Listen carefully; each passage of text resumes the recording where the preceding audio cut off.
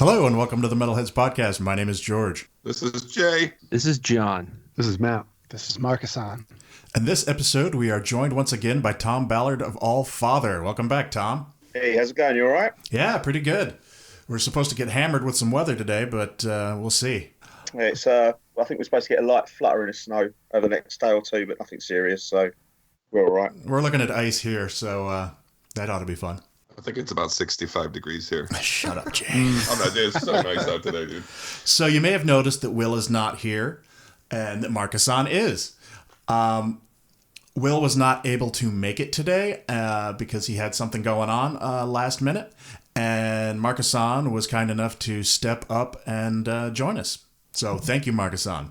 Hey, thanks for having me. So 2 years after blessing the earth with fire, you have returned, bringing ruin and all will be desolation. As I'm sure you know by now, you made a few of our year-end lists. Yeah, thanks for that. Really appreciate those that put it on the list. The rest of you, no thanks. But, you know. No, it deserved to be on the list. Great album. Yeah, definitely. Yeah, it's not. I appreciate it. I managed to listen through most of your end-of-year list show across about 3 different sittings, but I got through it. And, yeah, the length of the show has been a topic of debate lately. No, I was just saying, thanks for all your kind words. It was really appreciated. Yeah, no problem. The most important question of the day: how's that beer doing? Yeah, it's all right. It's I've got some really fancy stuff in the fridge, but I'm away next weekend for my other half's birthday, and I'm saving it for that. So this is just some bog standard IPA from the supermarket. So a Thornbridge Jaipur IPA, which is 5.9, which is very, very nice. Anybody else drinking anything? To be honest with you, and I'm not trying to embarrass any of us, but were you asking him about his beard or his beer? I was, but I just went with it. No, that's cool. I would love I'll take both. Well, now we have a second question. Yeah. Sorry, I thought you said beer. The beard is also fine. It's well oiled today and been looked after very well, thank you. It looks fabulous. Yes, but it's a good transition into the beer. I know. I know somebody else is drinking something. Yeah. I have Test Your Might from Hot Butcher, which is an imperial stout, 11.5% from right here in Illinois. Smooth, delicious, and some nice drinkware you got there too. Yeah, Metalheads glassware, courtesy of Will. Skull, Will. Yeah. Anybody else?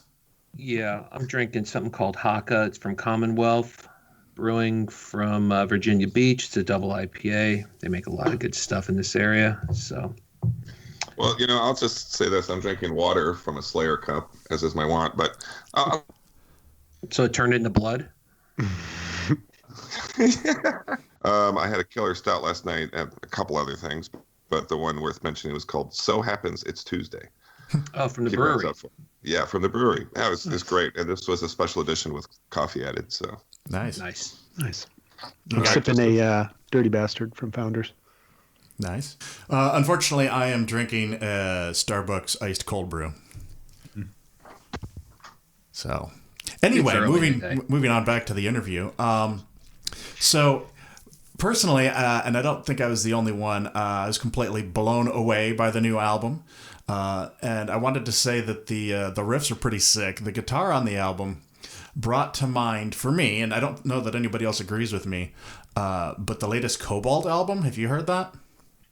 No, I don't think I had, and I don't think any of us had, I don't think. That doesn't surprise me. It's not really the same style. It's more of a black metal. But the guitars on it, in the riffs on both their album and your album, are just like these massive, amazing sounding riffs. And that was like what drew me when I first listened to your new album, was like, oh man, these riffs. I have to add a compliment in there before. Sorry, Tom, I don't mean to cut you off, but I just want to say that the new album is the closest you can get to a modernized version of Black Sabbath on riffs without slipping into some kind of follow the leader thing. It's so wonderfully rooted in, yeah. I mean, it's a riff bomb of a record. That's the word I keep using for it. It's a riff bomb. Well, I think I appreciate that. Thank you. I think the way we generally approach our songwriting is obviously riff based. So generally our bass player Andrew comes up with probably about 80% of the riffs that we have. He'll sit at home and plug his guitar in that's usually not quite tuned, bang out a load of riffs, send them over to Alan, our other guitarist. Me, we'll have a chat about what we think's good and what we don't think's good. Alan then takes it and plays it on a proper guitar, and then we take them into the studio and start sort of workshopping them from there. But it's always been based around parts of songs, and each part is generally driven by one or two riffs. So that's what we've always done. But this time round, in terms of recording, we knew we needed those guitars to be massive, as big as we could get them. And actually, we ended up going back into the studio, adding more guitars because we felt that it wasn't quite enough. So Al went back with a new pedal and put at least one more layer of guitars down, if not two, and that I think gave us what we needed to make it sound the way it does now. That massive wall of guitars, without hopefully anyway, without those guitars getting muddied and lost in just walls of sound. So I think we were over the moon about how it finally turned out guitar wise. It's a wall of guitars, to be sure. Definitely massive. I have a question that has been burning ever since I first heard the record, and I want to know. And first of all, how do you pronounce the last track, Lampedusa? Lampedusa, yeah. Is that based on some old traditional song or something? I probably could have done some research. So Lampedusa is an island in the Mediterranean, and it's one of the central points in terms of refugees coming from the Middle East and Northern Africa. And over in Europe, a few years ago when we were writing the song, and still really, there's a refugee crisis, and our country and other countries in Europe's decisions around deciding not to help people that are crossing with the idea of it, the more dangerous it is for them, the more of a deterrent it is for them. And the song's really about that. And but the riff itself, in terms of, I suppose, the folky start at the beginning, was a riff that Andrew wrote probably before we recorded Bless. We had our first show coming up, and he come up with a couple of intros, because our first show we played an intro. We've never done it since. And that first riff was one that came up, and we decided it was far too good for an intro. We started writing it again before Bless, but we ran out of time and focused on the songs that we recorded for that album instead. But we always wanted that bit to be a bit different, and the riff itself just sort of seemed to work well with that kind of folky vocal at the beginning. And actually that first chorus bit that I sing, bellow, was my warm-up lines for whenever I started a show. So I would go into a toilet or sit in the car or something like that half hour before the show and start quietly, do some breathing, start quietly singing that, and then build up to it louder and louder just to warm my throat up. So it's not a traditional song. It's something we wrote, and Andrew came up with the riff and the harmony for it, and we'd always wanted to record it, and it took a long time to work it through all the different parts, but again, we were really, really pleased with how it came out. I think it's one of our only songs that we were a bit self-indulgent on. I'd say the rest of the album, the rest of our songs, really, we edit and try and cut all the fat from it as much as we can, so nothing hangs about too long. And we're always moving on to the next part, and finding out what's around the corner. But for that, we sort of decided, it's such a good riff, let's play it, let's be self-indulgent with it, which is why it ends up about 12 minutes long. But it's a great ending song. It really harkens back to a lot of my favorite metal records in the 80s and that kind of thing, that where they would end on something that had a variety of epic to it. And since you guys Call don't of necessarily, Cthulhu. Yeah, or even The Eagle Has Landed by Saxon, or the way Maiden used to end their records. And I don't know, it's just this huge, monstrous hulk of a thing, and it has such a sort of strangely rooted in the past sound that it's great. Anyway, that's cool to hear your story too about it. I had no idea that those lyrics were related to. Yeah, no, it was. I think we did the same one on Bless. We ended with an epic song, and I think what we wanted to do on both records is pace them in a way and make sure it works together. All those songs work together, and you get an experience. It sounds a bit poncy, I know, but you get an experience of the album as a whole. So you can pick some songs out of it, but listening to it feels right.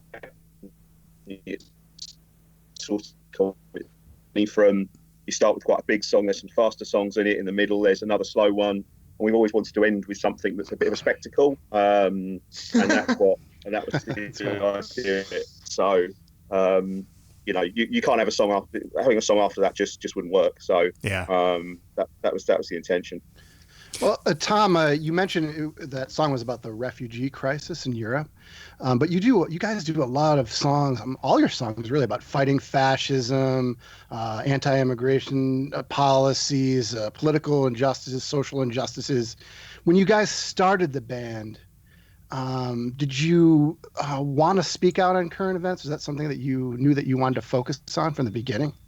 Not all of them are, but I would say a lot of them are.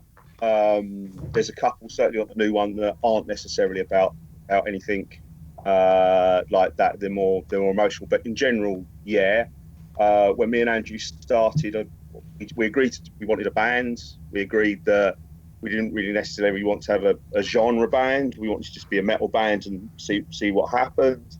We agreed that we should enjoy ourselves as much as we can. I'm not sure how much we enjoyed ourselves sometimes, but generally. And then we started writing some songs. And actually, the first song we wrote is our song "Blood Red Sunset," which is actually about a fire that happened at a local ground here back in the 1900s. But I think quite quickly, both of us decided that wanted to use the band to say something a little bit more, and certainly from my point of view, some of my favourite bands, well, probably more hardcore bands than metal bands, some of my favourite bands are those that do say something with their lyrics and do say something with the songs they write. And if I'm at a show, I love going to shows and I love singing along to bands. I like to know the lyrics as a vocalist. And if I'm singing along with something that I agree with and feel quite passionate about, it makes, and I suppose that fed into what we wanted to do with at least some of our songs, to make sure that vocally and lyrically there was a passion behind them, rather than sort of abstract stuff. And but that being said, there's also some songs that we tell some stories in. Sometimes we mix those things up. We don't necessarily, certainly at shows, use it as a soapbox or anything like that. We try to most extent let the music and the lyrics do the story. And we will talk openly about what those songs are about. And ultimately, we wanted to write a band that we want to be in a band that wrote fun songs. And if you can have, and I think we've worked out a way where you can have serious lyrical content but still put us together, that you can have bangs and you can sing along to at the same time. So it's just trying to mix all those things up for us. But I think that's why we ended up in deciding we wanted to do it in that way, because certainly for me, I think I can perform better if I'm shouting about stuff that I feel strongly about, rather than just generic stuff. If you come here, or somehow I make it there again, I haven't been in a while, I promise you I'll sing along with, instead of burning bridges and breaking citadels, we should be, we should be burning flags. I love that. And that phrase went through my head so many times after I listened to your record this year at any given point, that it walked around with me. So, yeah, I mean, that's a classic example. I think that for us brings together all the best parts of being in the band. Because lyrically, it's about what's happening in the UK at the moment, and the actual just the way the song is so much fun to play. It's so much fun to play. When we wrote it, we had a around back again before Bless Andrew put together, and I played it to our then bassist, and he was like, "No, I can't play that; it's too fast." So it got he didn't last long, but it got stuck away somewhere, and I found it again when we were writing Desolation. I begged Alan and Andrew. Al's look, can we just try this? And Al listened to it and went, well, the beginning sounds like Fire, and the end sounds like Sepulture. And I said, exactly, what's wrong with that? Yes. And we got it in the studio, and we sort of said, well, let's recognise the fact it sounds like a bit like Sepulture, and just go with it, and just make it as ridiculous as we could in terms of let's just feed into that. Let's go with that. And I think we wrote it in about 2.5 hours. And when we were chugging at the last bit, everyone just had smiles on their faces, and we're like, yeah, this works really well. So I know you mentioned that you layered on more guitars this time. Was there anything else different about the recording process this time around? So we took longer. We had longer. Drum-wise, our guitarist Al worked with Jason Fry at Century Audio Studios and drum-wise, Al had in his head that he wanted them to sound sort of the Chaos AD drum sound and the Nirvana in Utero drum sound. Mm-hmm.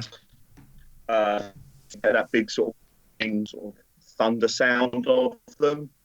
Not sure what they did. I know they hung some mics somewhere and did some bits, some bobs. Al sent me the recording of the drum backing over the first 2 days, and they just sounded incredible at that point without any fancy stuff being done to them. So I think getting that sound right, and also spending a bit more time getting the bass tone right with that. I think there's a bit within when Black Triangle kicks in right at the beginning, the bass just sort of goes, and just trying to get that right was a focus as well. So I think Al knew what he wanted it to sound like, and Al spent the time and worked with Jason and the rest of it, like sound in that way. We wanted it to be sound bigger and thicker than Bless the Earth with Fire. I think we managed that as well. Cool. We're still getting some glitching. We're just going to have to work around it, I guess. I'm not sure. I don't know what it is, but yeah. Anyway. So am I correct in my understanding that you have a new drummer since recording the album? We do, yeah. So Kieran decided once the album was recorded that he wanted to do that, but he wasn't that keen on carrying on. So Aaron's been drumming with us now since I think March time. And we haven't written anything yet. I know Andrew's been working on some demos, but we've played a few shows. It's all right. Yeah, it's going well. Excellent. So I guess an important question then is, based on just your profile, does he have a beard? He does. Yes. So Joe, sorry, carry on. I was going to say, is he the only one that still doesn't have a beard, Joe? Joe's still the only one. Now and again, he has a little chin strap thing. But he did once start to grow it, and it looked all right, but his other half didn't like it, so he shaved it off again. So Joe's like the one guy in the band that doesn't have the tattoos. He doesn't have tattoos. He doesn't have the beard, and I think we've got to a point now that there always has to be one of us without a beard. Otherwise, it's not right. You're going to have to change the motto. It'll be like, beards, chin straps, metal, fuck you. Well, we were actually saying we were like we were trying out a drummer who didn't have a beard at all, and we did have a slightly serious conversation about whether we'd have to change the motto, and that was at a point where we had just signed off all the artwork for our for the t-shirts that went out with the album with that on the back, and we were like, oh, can we carry on if only 3 of us have got beards? But works for ZZ Top. That worked out. Oh wait, there's only 2. Sorry, it's never mind. Majority. Yeah, but the irony with the ZZ Top being that the guy without the beard, his last name is Beard. Yeah, exactly. That's always been the weirdest thing. Can I just say that is single-handedly the best thing that I read on Bandcamp, and I read a lot of stuff on Bandcamp, but Beard's metal, fuck you. I mean, I remember the first time you were on the podcast talking, that stuck with me that entire time. I mean, it was just immediately burned in my brain. Like, that's amazing. We were trying to come up with like this bio, and we were reading stuff like multi-dimensional tech and just nonsense. And we were like, how do we avoid this? And again, Andrew, who's a creative genius generally, just sent over, what do you think about this? And we were like, yeah, perfect. Absolutely. Let's go with that. Yeah. And I enjoy when you send out your messages on Bandcamp, and I believe it's like, what is it, Lovely Bastards or something to that effect. And I'm just like, yes. It's come a decent greeting for everyone. You know, it's all inclusive. No one's left out. It just keeps with the general vibe of, you know, we try and, certainly from a social media point of view, try and take a slightly light-hearted approach to most of it. We don't take ourselves necessarily too seriously. You know, that leads me to a question. I'm sorry, I didn't mean to cut you off. A question I really carry on. The question I really wanted to ask you guys, you know, you do send out a lot of messages on social media. I think we all get them. And immediately when I see that, I'm like, oh, I know exactly who this is. You guys are a big DIY band. I think you do a lot of stuff yourself, and it seems to be a good kind of foundation for you. Do you see yourself continuing down that path, or as if, you know, the band gets a little bigger, more successful, you know, do you think that label support at some point would be something you would consider? I mean, it seems like the DIY is working really well for you right now. It does in a number of ways. We sold a good chunk of stuff for the new album. We sold a decent number of records, CDs, decent number of shirts. You know, to some extent, we've probably paid for the next album. Wait, was there a vinyl? Was there a vinyl of the new one? No. So, bear with me, Jay. I'll get onto that. So, yeah, I was thinking the same thing.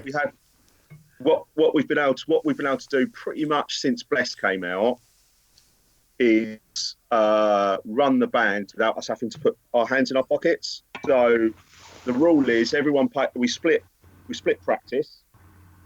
We pay for our own travel costs to get to shows, but every penny that's generally made from the band through either sales or through gigs goes in the bank. And generally that way we've been able to pay for merchandise, recording the new album, the PR around it, without, I think we put in about 100 quid between us into like the pot for Desolation, but everything else was paid for by our own sales. And I'm able to, with the help of Andrew, from a design point of view, and some support from Alan, is be able to do all the distribution stuff. So I'm able to get the CDs printed up. I'm able to get the t-shirts printed up. I know where everything's going. I know who's ordering what, and I can generally handle that. And it's felt like a real achievement to be able to do that ourselves. We were actually on a label for Bless, but the deal as it were, the things that label was supposed to do for us, they didn't do. Not really a deal, is it? We can't. Well, no, we cancelled the. They didn't have to do a lot either. We cancelled that contract actually the day before the album came out. So we have to do a load of that ourselves. We did think about label this time round, but the time it takes to do that, in essence, we got to wait for everything to be recorded and mastered because we want a label to hear the best that we've got. By the time that's done, we could spend another 3 months trying to go out to labels. And we felt that actually the things we want to be able to achieve, we can do ourselves. And we did. The things that we don't get from a label, I would guess, is the ability to do stuff like vinyl, because the outlay to do that, the cost of doing that, with an album that we didn't know what would sell, felt like a rash decision for us. It would be lovely to have a nice big 12-inch vinyl with our artwork on the front, but if we've got another 50 of those left over because we only sold 10, and it cost us thousands of pounds to do, then it makes no sense. So that's one thing that we weren't able to do. And the other is I don't think we quite probably get the same exposure that we do for bands on labels. So we've had to work really hard ourselves through social media, but the PR campaign for Desolation was done with Curtis from Do Our PR again. And I think we did the best that we could, but I think there's still a difference between a DIY band trying to do it and a band that's on a established label and the access that gets you. So to answer your question, that's a long answer. To answer your question, next time round, we might think about looking for a label, depending what we want to achieve at that point. We know we can do it ourselves. It's whether we want to do something different with the next one and achieve something different with the next one. Well, have any of them looked for you? I mean, I feel like any band rep trolling Bandcamp would come across your stuff, and it wouldn't surprise me if people had reached out to you. They have not. Wow. All right, I'm going to put you on the spot. Once again, proving that the record industry are a bunch of dumbasses. Yeah, I mean, to a point though, what I suspect a label would probably want from us is some commitment for touring, and because we've all got jobs, 2 of us have got families, 1 of us have got a family of dogs.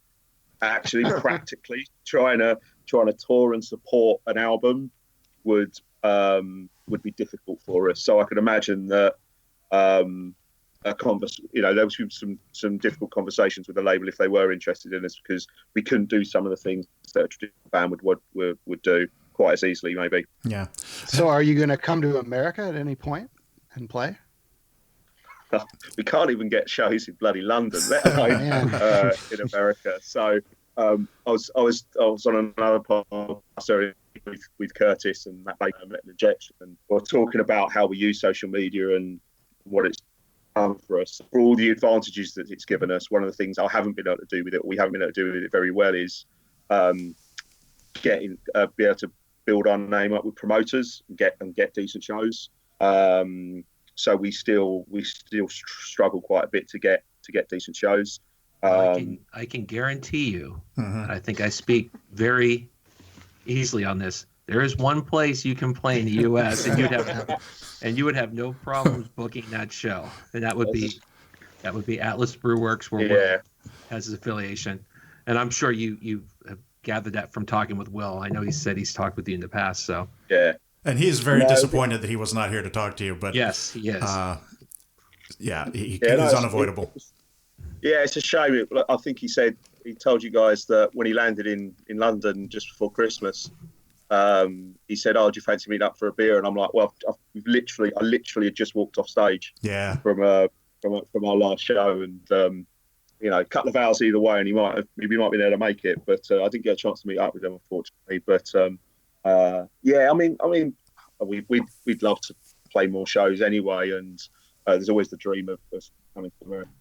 Show, but practically it probably, if we did, it probably wouldn't be with all the bands. It would be we'd have to find some other way to do it, because I know a couple of us would struggle with that sort of commitment. Right. But it's always nice to think maybe one day we would. I saw that you guys sorry, Jay. No. I saw that you guys are actually going to be playing a show in February called Riffs Against Racism, which is going to raise money for the campaign against racism and fascism. So as a brown man, first, thank you for doing that. But also, we talked about how important it is for you to talk about social issues. But how did you guys get involved in that show? How did that come about? So the promoter that puts that on, one of the promoters that we do we do. We have managed to engage with. They're called South London Scum, and we played one of their shows last year. We brought a couple of their bands down to our practice room. Last summer, might have been the summer before. Caligram and another band. I can't quite remember their name at the moment. And we did a little show in a practice room, size of your front room. Got to know them there. Played the last year, and they asked us to come back. And the logo they've actually used, I'm not quite sure how we got to this point, but the logo they've used is our logo. It's on one of our patches, like the horn smashing the swastika. So we played with them before, and they asked us to come and play that. So really looking forward to that. Some other good bands on there. Dawn Raid are playing, and again Caligram, who are part from London. They're a really good band, good friends of ours. So looking forward to that. Is that Kilogram? Caligram, Calligram. Okay, I'll look it up. Well, how is the scene? You said it's hard for you to get shows, even in London. What's the scene like? Why is it so difficult for you, Tom? So we are we're not in London. We're about 40 miles outside of London in Kent, and in our hometown here, there is pretty much zero venues for us to play, and not very many bands, and unfortunately no real scene around here. So for us, we have to rely on getting shows sort of down the road in nearest city, which is Canterbury, which we do now and again, or vying for a place in London. And you can imagine that although there's a massive scene in London, there's also a huge amount of bands in London, and a lot of them live in London and spend their time in London. And I think what we struggle with is, again, the social media stuff's really one way of building connections and engagements with people, but another way is to get out to loads of shows and talk to people and people see your face. And we struggle to do that because of jobs and families and that. We can't spend all weekend at venues and things like that. So I think that's an element of it. But overall in the UK, there's a fantastic heavy music scene. So many bands that are doing new and interesting things, and loads of stuff going on. But it's just trying to tap into that in the right way for us, which we need to get better at. You know how sometimes you mishear lyrics in songs? Is it the Burning Flags one? Is that where you're going? No, I was listening to Jackal's Night the other day, and I swear you were singing "It's the Night of the Jagoffs." And I know that's not what you're saying, but if you try to hear it, you can hear that. And I just thought that was pretty funny. I had a message from someone once that said, I think in one of our previous songs, the Bloody Noose, there was a part in that, and they messaged me and said, "Are you really singing about a toasted cheese sandwich?" And I was like, "What?" And then I started listening to it, and I can't remember which bit it is that I listened to it, and I'm like, "Oh God, I think I am now." Is that what I did sing? Because it really sounded like it all of a sudden. So you should change the lyrics the next time you play that live. Yeah, and throw that in there and see if anyone else catches that. And see, and might produce a sandwich. Maybe one of the waitresses will bring you one. But the Jack was again one of our fun songs to play, and I remember having a bit of a row with Al about the chorus, because he was like, it sounds like, he said he thought it sounded too much like is it Dial Your Boots On, I think it was, Iron Maiden. And I was like, no, it doesn't. And we went back and forth for ages, and I was like, sorry, I'm going to carry on. I'm not changing it now. And but yeah, it's a really fun song to play, and I like doing the scream at the beginning. So when we do it live, it goes on for about 3 times as long. Nice. But I wasn't allowed to do that on the records because Al said there was too many long screens, so I had to do a short one. Is there a track on? There's a little hashtag thing. So they had a little sheet on the wall. We're at 6 long screams here, man. Come on now, you gotta. Yeah. I said, can I do another one? No, make it short, please. All right. Is there a track on All Will Be Desolation that you enjoy singing the most, Tom? So lyrically, I suppose, as I say, Citadels is the most fun. Lyrically, Lord Betrayer, which comes after Citadels, I really enjoy because it's quite. So Andrew wrote the lyrics for it, and he sold it to me. I think he said that a few years ago, me and him are big fans of the singer Nick Cave. And Nick Cave's son, who I think he's a late teenager in his early 20s, had died, had fallen off a cliff down in, and Andrew said that he read it and was obviously, he's got three young sons, and suddenly hit him about how awful it would be to lose them, and that's where that song came from. It's about that, and it's about the impact of something like that has on. In the song, it's about a faith, sort of a Christian faith. Neither of us are Christians, though, and we're both atheists. But it felt like something like that just shakes your faith, like fundamentally. So I knew it meant something, and I knew it was quite important to him, and that meant sort of when I sung it,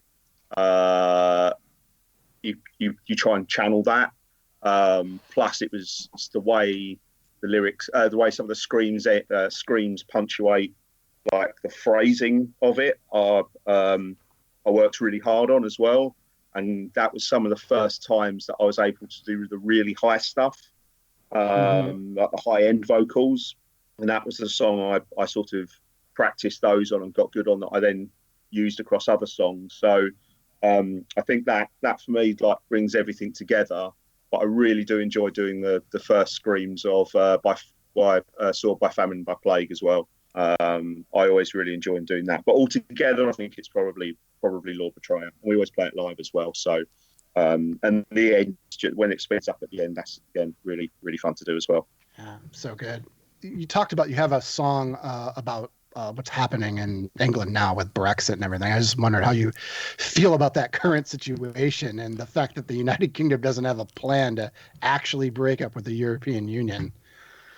I think ultimately it's incredibly frustrating because it's been on the cards since day one. Disappointed that we decided to vote in that way. The vote itself was very, very close. I think 48%. Pretty much everything that was said in terms of the Leave campaign has been proved wrong, completely undermined, and now it's probably looking like was influenced from foreign countries, Russia, and all sorts. The money used for the Leave campaign was done. A lot of it was done illegally as well. Plus, the nature of that campaign. It was racist based in essence. It was about freedom of movement and trying to keep foreigners out. And so overall, that when that vote came out in that way, it was incredibly disappointing certainly for me. And since then, it's been obvious that to be able to do this in a way that doesn't significantly impact people's lives over here is extremely difficult. Yet the government's taken an approach where they almost straight away put a 2-year time limit on themselves to be able to do it, despite having absolutely no plan in place. And we're now 6-8 weeks away, and we're still in no position where anyone knows really what's going on. And I think there's a frustration for pretty much anyone involved with it that our government, all sort of the Parliament really, very few people have done anything to try and to make this work properly. So, and it's worrying, and hopefully there'll be some delay, I think, whilst more plans are done. But it is completely all-consuming at the moment. More or less every news thing you get is about it. Very little's been done by the government in these 2.5 years outside of that. It's just incredibly frustrating. I would like to kind of, not to lighten that, because we're in a similar, in my mind, we're in a similar situation, but because we voted to blow everything up too. But what I was going to lighten this up a little bit, but just by saying how deeply entertaining and uncomfortable it is to watch a session of Parliament. The shouts and the murmurs, that weird old traditional thing of just everybody's shouting and just like it's almost like play acting. It always blows my mind. Yeah, and it does one hand, but sometimes you realise when you get the Tories on one side, and it's probably no surprise that them being right wing, I'm no fan of the Tories, but someone will be talking about the impact of something in terms of poverty, and they always be laughing and doing that pantomime thing, which is some quite serious issues that is really disappointing. But I suppose from I know you've voted to blow yourself up, and guys doing a good job of it at the moment. But again, there is an element of entertainment of every time your man Trump comes on and does something. I mean, it's deeply terrifying, obviously, at the same time, but there is an element of entertainment to it. I think what we've tried to do and what I've tried to do is not focus on. It's easy to focus, I think, on the bad guy over the water in Britain. And actually, we've got plenty of horrible things happening here that we really need to worry about. And actually, it's a bit of a distraction. But I think one of the things that is important and does worry is that our government seem to want to what's the word I'm looking for? That we've invited him over, and in essence, welcomed him to Parliament. He met the Queen. Endorses him to some extent, which is I think is the part of it I find most deeply worrying. Is our government we see what's happening over there, and we're happy with that. Somehow, one part of that. Yeah, I mean it's funny. It is frustrating. I mean nothing else, regardless of what one believes, and I don't mind going on the record and saying I can't stand our president, but both of our countries are in this kind of weird gridlock right now, where just you cannot. I don't know how we get out of this gridlock. I mean, nobody seems to have a solution for whatever thing we're stuck with. No. So that's a strange times to be alive, man. Indeed. Yeah, I just listen to Allfather songs and feel better. You feel better, yeah. Scream into your pillow. Did you realize it was going to be prophetic?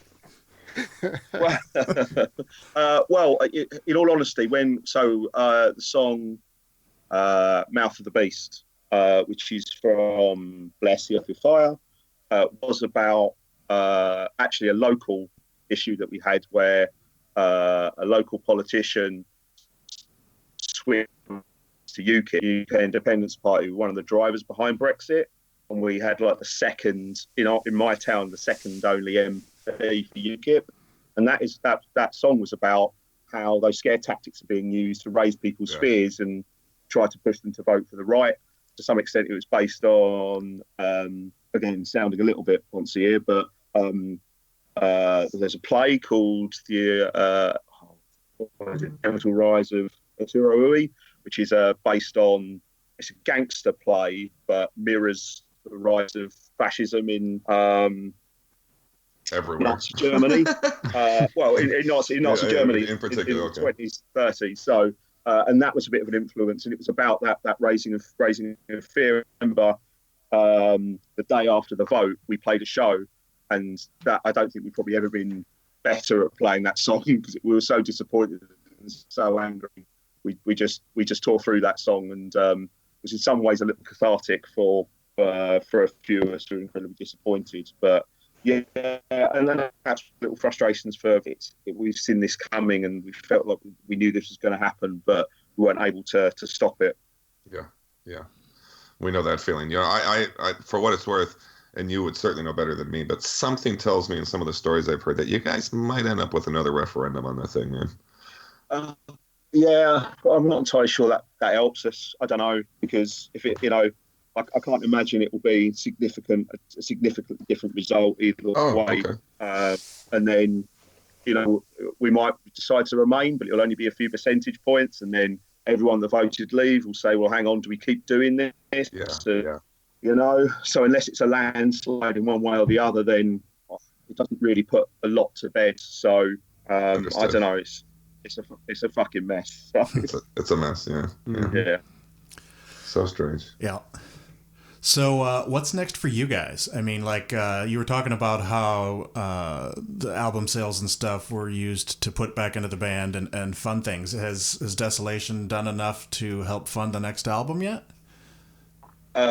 Absolutely, it has. So we are, I think, Andrew's working on 4 or 5 songs at the moment, which once he feels ready, we'll pass over.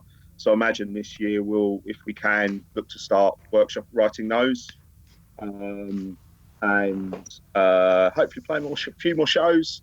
Probably do a few more T-shirts because we like designing T-shirts.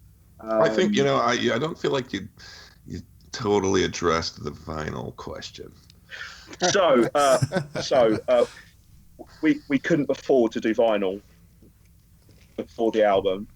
If we'd have known how well it sold, we might have made a different decision. But I still don't think we quite made back the massive investment that you need to do it. It's a lot, yeah.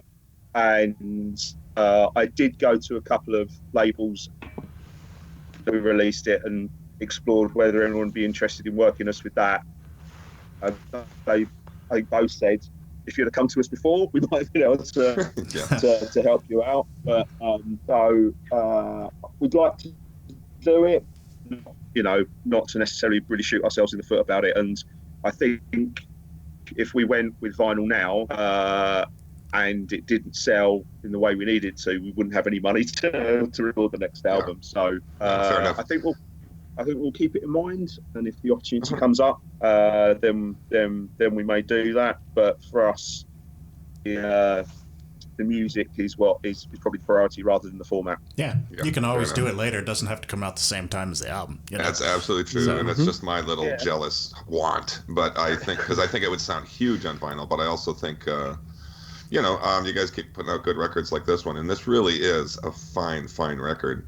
Your visibility will raise and stuff. There could be cause in the future to go back and put some of the stuff out on vinyl that you wanted to. Here's hoping. Yeah. And certainly it's felt since that's come out, certainly the last couple of months, there's been we've gone up a notch in terms of certainly the interaction that we're getting from a social media point of view. We've just, so yesterday, day before, when was it, Thursday, we went out for a pre-order with a new shirt, and that sold faster than any of our shirts before. So we're only going to print 25, and we've sold 25 already. So we're probably going to go up to 50. So is that the this shirt kills fascists? Yeah. So we've been planning it for a while and told people we're doing it for a while. And it's a cheap shirt, and it's a simple shirt, and it's an active shirt. But yeah, the orders for that have been fantastic. So it felt like things have gone up a notch. So that's good for us. So we'll continue with what we're doing, and then think about what's next musically for us. Well, worth mentioning too, ours was not the only list you showed up on this year. So there are people taking some notice of you guys. So, and we weren't the only ones who kind of gave you guys some praise this year. So no, I mean the reviews that we got were pretty much completely positive, and the Angry Metal Guy 4.5 just blew us away really. So I think that in itself was a massive boost for the band. I mean, I try and do, whenever we stream a track, I try and make sure everything goes through Bandcamp so I can see what the impact is. And we did 3 significant things in terms of streaming when we were through the PR campaign. We out on Decibel, Citadels was on Decibel. The album went out on Metal Injection, and Angry Metal Guy reviewed our album, and Angry Metal Guy was by far the biggest impact. The spike in listens was just absolutely massive. So we were really chuffed about that, really excited about that. And what was even more exciting is then reading all the comments underneath the review that disagree with it. Tom, I've always said that no matter what your score is, and you guys benefited greatly on Angry Metal Guy, but no matter what they score it, it's got to be good because first off, the comments alone are entertaining. If you just look at it as just entertainment, they go nuts in there. But there's a lot of exposure to getting an album reviewed on that site. I mean, there could be 100 comments in like a couple days. It's nuts. Yeah, I mean, we really lucked out first time round because they reviewed Bless the Earth with Fire and gave us a 4. And then this time round, actually the Angry Metal Guy Twitter account sent me a picture of their, I think one of their internal message boards between like the reviewers that said Citadels is probably the best metal thing we've heard this year. Or stuff like that. Looks like we're really liking you guys. So I knew they liked the album, but I didn't quite know that they were going to like it that much. So that was a massive boost for us. Nice. Were there any albums from last year that you really liked a lot? Me? Oh yeah, hang on. Yeah, there was. I think you mentioned quite a few of them when you were talking. When you did your reviews, The Skeleton Witch, I think, was my favourite album of last year. Mm-hmm. Aaron Light. I really liked the EP before, but I think a few of us in the band really enjoyed that. And for me, especially some of the vocals, bearing in mind the new vocalist, especially on Temple of the Sun, I just thought were fantastic. There was an album by a band called Heads for the Dead, Serpent's Curse, which was like, it's like an old. It's some other dudes from another band. Yeah. And I thought that was absolutely brilliant, and probably my second most listened album last. But those two were the big for me. Really, really enjoyed both of those. The Iron Reagan Gatecreeper split, that was fantastic. Especially the Gatecreeper stuff. I'm a massive Creeper fan, so really like that. Vile Creature, like 2-piece doom bands, really good album from them. Band called Kundra, UK band, who sound like a cross between a sort of old school Mastodon and a less shiny Gajira. Played with them a couple of times. I think they're about to tour over there in the States with Rivers of Nihil. Is that how you pronounce it? Nile. Nobody knows. It's got to be Nile. Absolutely recommend.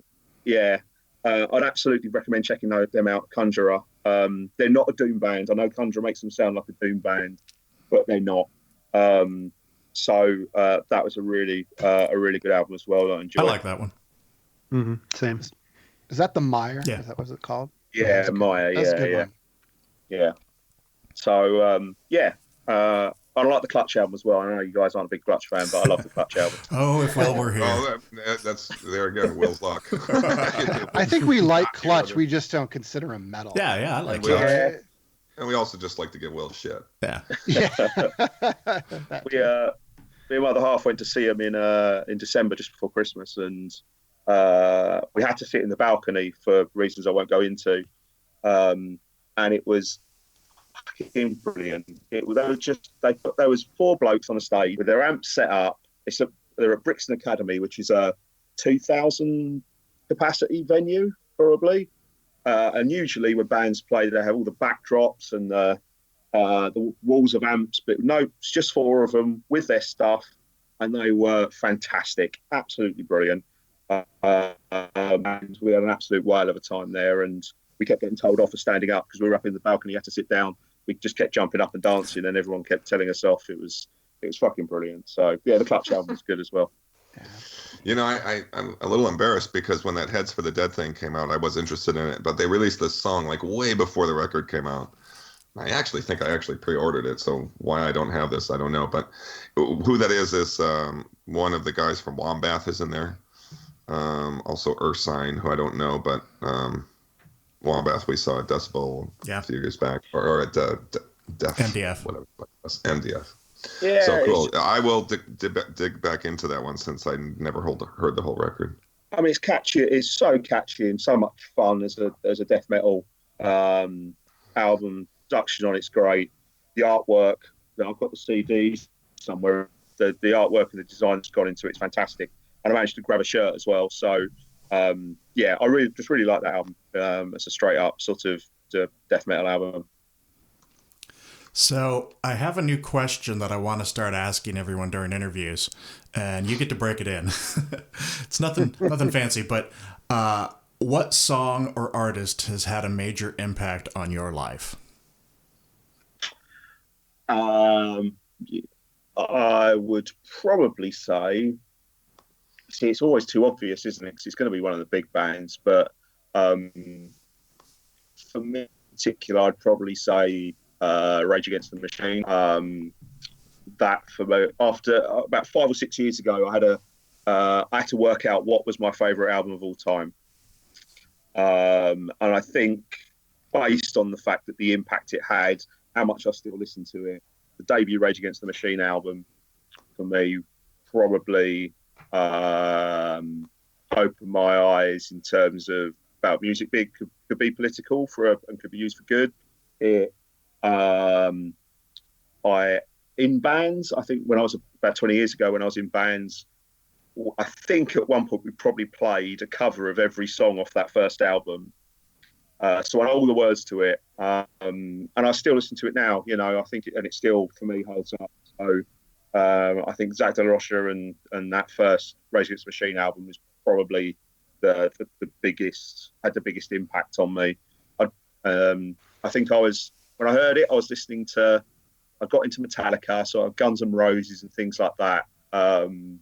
But I remember I think Bomb Track came on like a Saturday morning chart show we used to have over here on ITV, and I was just like, "What the fuck is this? This is amazing." I still remember I was sitting at my mum's house, and they were at church, and I was just no, they'd gone out shopping, and I was just like, I've got to know what this is. And a couple of guys at school had the album, and I was hooked from then. Do you recall what the first album was you ever bought? It's probably Michael Jackson, Bad. So I'm not sure even I bought it. This is the problem. I think it was probably bought for me. Yeah. Either way, the first album you ever acquired. Let's put it that way. Yeah. Otherwise, I think it's probably Use Your Illusion 1 that I went out and bought myself with money. I already had like tapes of Appetite for Destruction, and I had tapes of like recorded tapes that other people had done for me of the Black Album and Master of Puppets. But I think that's when I went out and bought with my own money. It was probably the Use Your Illusion 1 album. I like that you had to make a financial choice there too, because you were probably like, I can only take one of these home. My second album ever was Michael Jackson's Thriller. Is that right? Yeah. I think actually I remember the first album I had that was mine when I was a young kid. There's a comedian over here called Ken, and it was Ken, and it was his comedy thing with these little puppets that he used to do. And we had the 12-inch vinyl of that, which I used to love listening to. That was probably that was bought for. I was about 4 at the time, I think. So, Tom, did you ever get a chance to see Rage Against the Machine live? I did. I both at Reading Festival. I unfortunately never got to see them in a proper venue, and I didn't get tickets for their Highbury Park show when they got to number one. So they got to number one at Christmas over here one year, and they did a free show in Highbury Park, and I didn't manage to get tickets for that. And then and I think that was the last time they played over here. But I got to see them twice, and that was good enough for me. So they're amazing live. I think I saw them on Lollapalooza once. Pretty sure they were there. Woodstock 99. I saw I was at Woodstock 99 too. Were you really? No shit. Yeah, man. Were you guys breaking stuff? No. Starting things on fire. Was that one? Was that the the infamous one? And one of them was way more peaceful than the other, so that's the one. It was good for the first couple days. Right. I mean, there was bad things going on, but it was, for me and my friends, it was fun the first couple of days. But nice. Does anybody else have any more questions? I got one quick one, and hopefully this won't be too much. But I'm just curious about. I was reading an interview where you guys were talking about how you came up with your name, Allfather, which is a great metal name. But there was one name that you guys were throwing around, Goat Catapult. Yeah. To me, I absolutely love that name. Now, obviously, Allfather comes off much better, I think, for what you guys are trying to do. But yeah. how did Goat Catapult get just pummeled out of the list? Because it's a great name. I think we were in a pub. I remember. And that's how all these things happen. That's where they start in a pub. we'd come along with a list of stuff, and I had Googled every single name on there to see if there was other bands. And I think the ones that we kind of had left were, I think it was Goat Thrower. And then because we'd had a couple of beers, Goat Thrower ended up as Goat Catapult for some reason. Sure, sort of like the Led Zeppelin thing. It's like Lead Balloon, Led Zeppelin. Yeah, okay. You could have. There's a German band called Goat Explosion. That would have made a great tour. I think some of the other one that I always liked was Baboon Warfare. I still want to do a grind project called Baboon Warfare. But then Allfather came up, and I knew that there had been a Canadian band, black metal band, but they hadn't done anything for 6-7 years. So I thought, I think that's enough time in it before you can pinch it. So we decided on that. Nice. You know, if the day ever comes when you could be as big as a band like Bliss or Cult, I don't know if you know their story, but sometimes they'll play like these one-off shows in small venues, and they'll call themselves Soft White Underbelly. You know, and unless you're a super fan, you wouldn't know they're playing, and these shows are packed. But it'd be great if you're looking and you say, "Hey, this band Goat Catapult playing this weekend," and it get out there, and it could be like a long line of people who already know it's Allfather. It's like Metallica and Spastic Children. Right, exactly, same thing. Yeah. I mean, I think Baboon War and Goat Catapult should be song titles. We should totally incorporate it in the next album. Yeah, we'll see. I'm not sure the rest of the band would agree, but I've always liked them. So nice. All right. Awesome. Should we move on to the rest of the episode? Yeah. No objections? Yeah, do it, George. All right. One thing I want to mention is that in December, we did record an interview with Infero Bruo, and we were looking to do an episode to tie that with, but there's been a delay on organizing that episode. So that will be coming later. But I wanted to mention that Infero Bruo is going to be touring late February, early March, like up and down the East Coast and a little more into the middle. They will be here in Baltimore on February 23rd. And I know, at least, that I will be going. So make sure to check those guys out. And if they're coming through your area, go see them. Also, please make sure to like us on Facebook and Twitter. Check us out on Bandcamp. You can find out all our individual Bandcamp pages on our website. Go there, check it out. Now let's get into the news.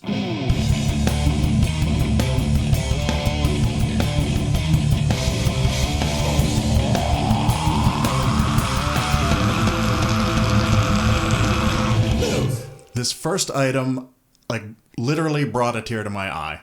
I've been following this story for a while now. Bruce Corbett of Rigor Mortis and War Beast has been moved to hospice, which means he's probably not long. I mean, he's definitely not long. Yeah. I've been rooting for the guy. He's been fighting this cancer for a while. Yeah. And for a while there, I thought he had some good news, but apparently he didn't. So, well, there was a picture that accompanies that news that shows you where he's at right now, which is great, or not great. I'm sorry. Yeah. Also, it's so strange and interesting to me that as we're all getting older and some of these band people are getting sick and so on and so forth, and it's so odd to have the names of their bands attached to their obituary. I mean, and I'm not making light of that. It's just, but the dude from Rigor Mortis, I mean, it's so strange. Yeah. Yeah.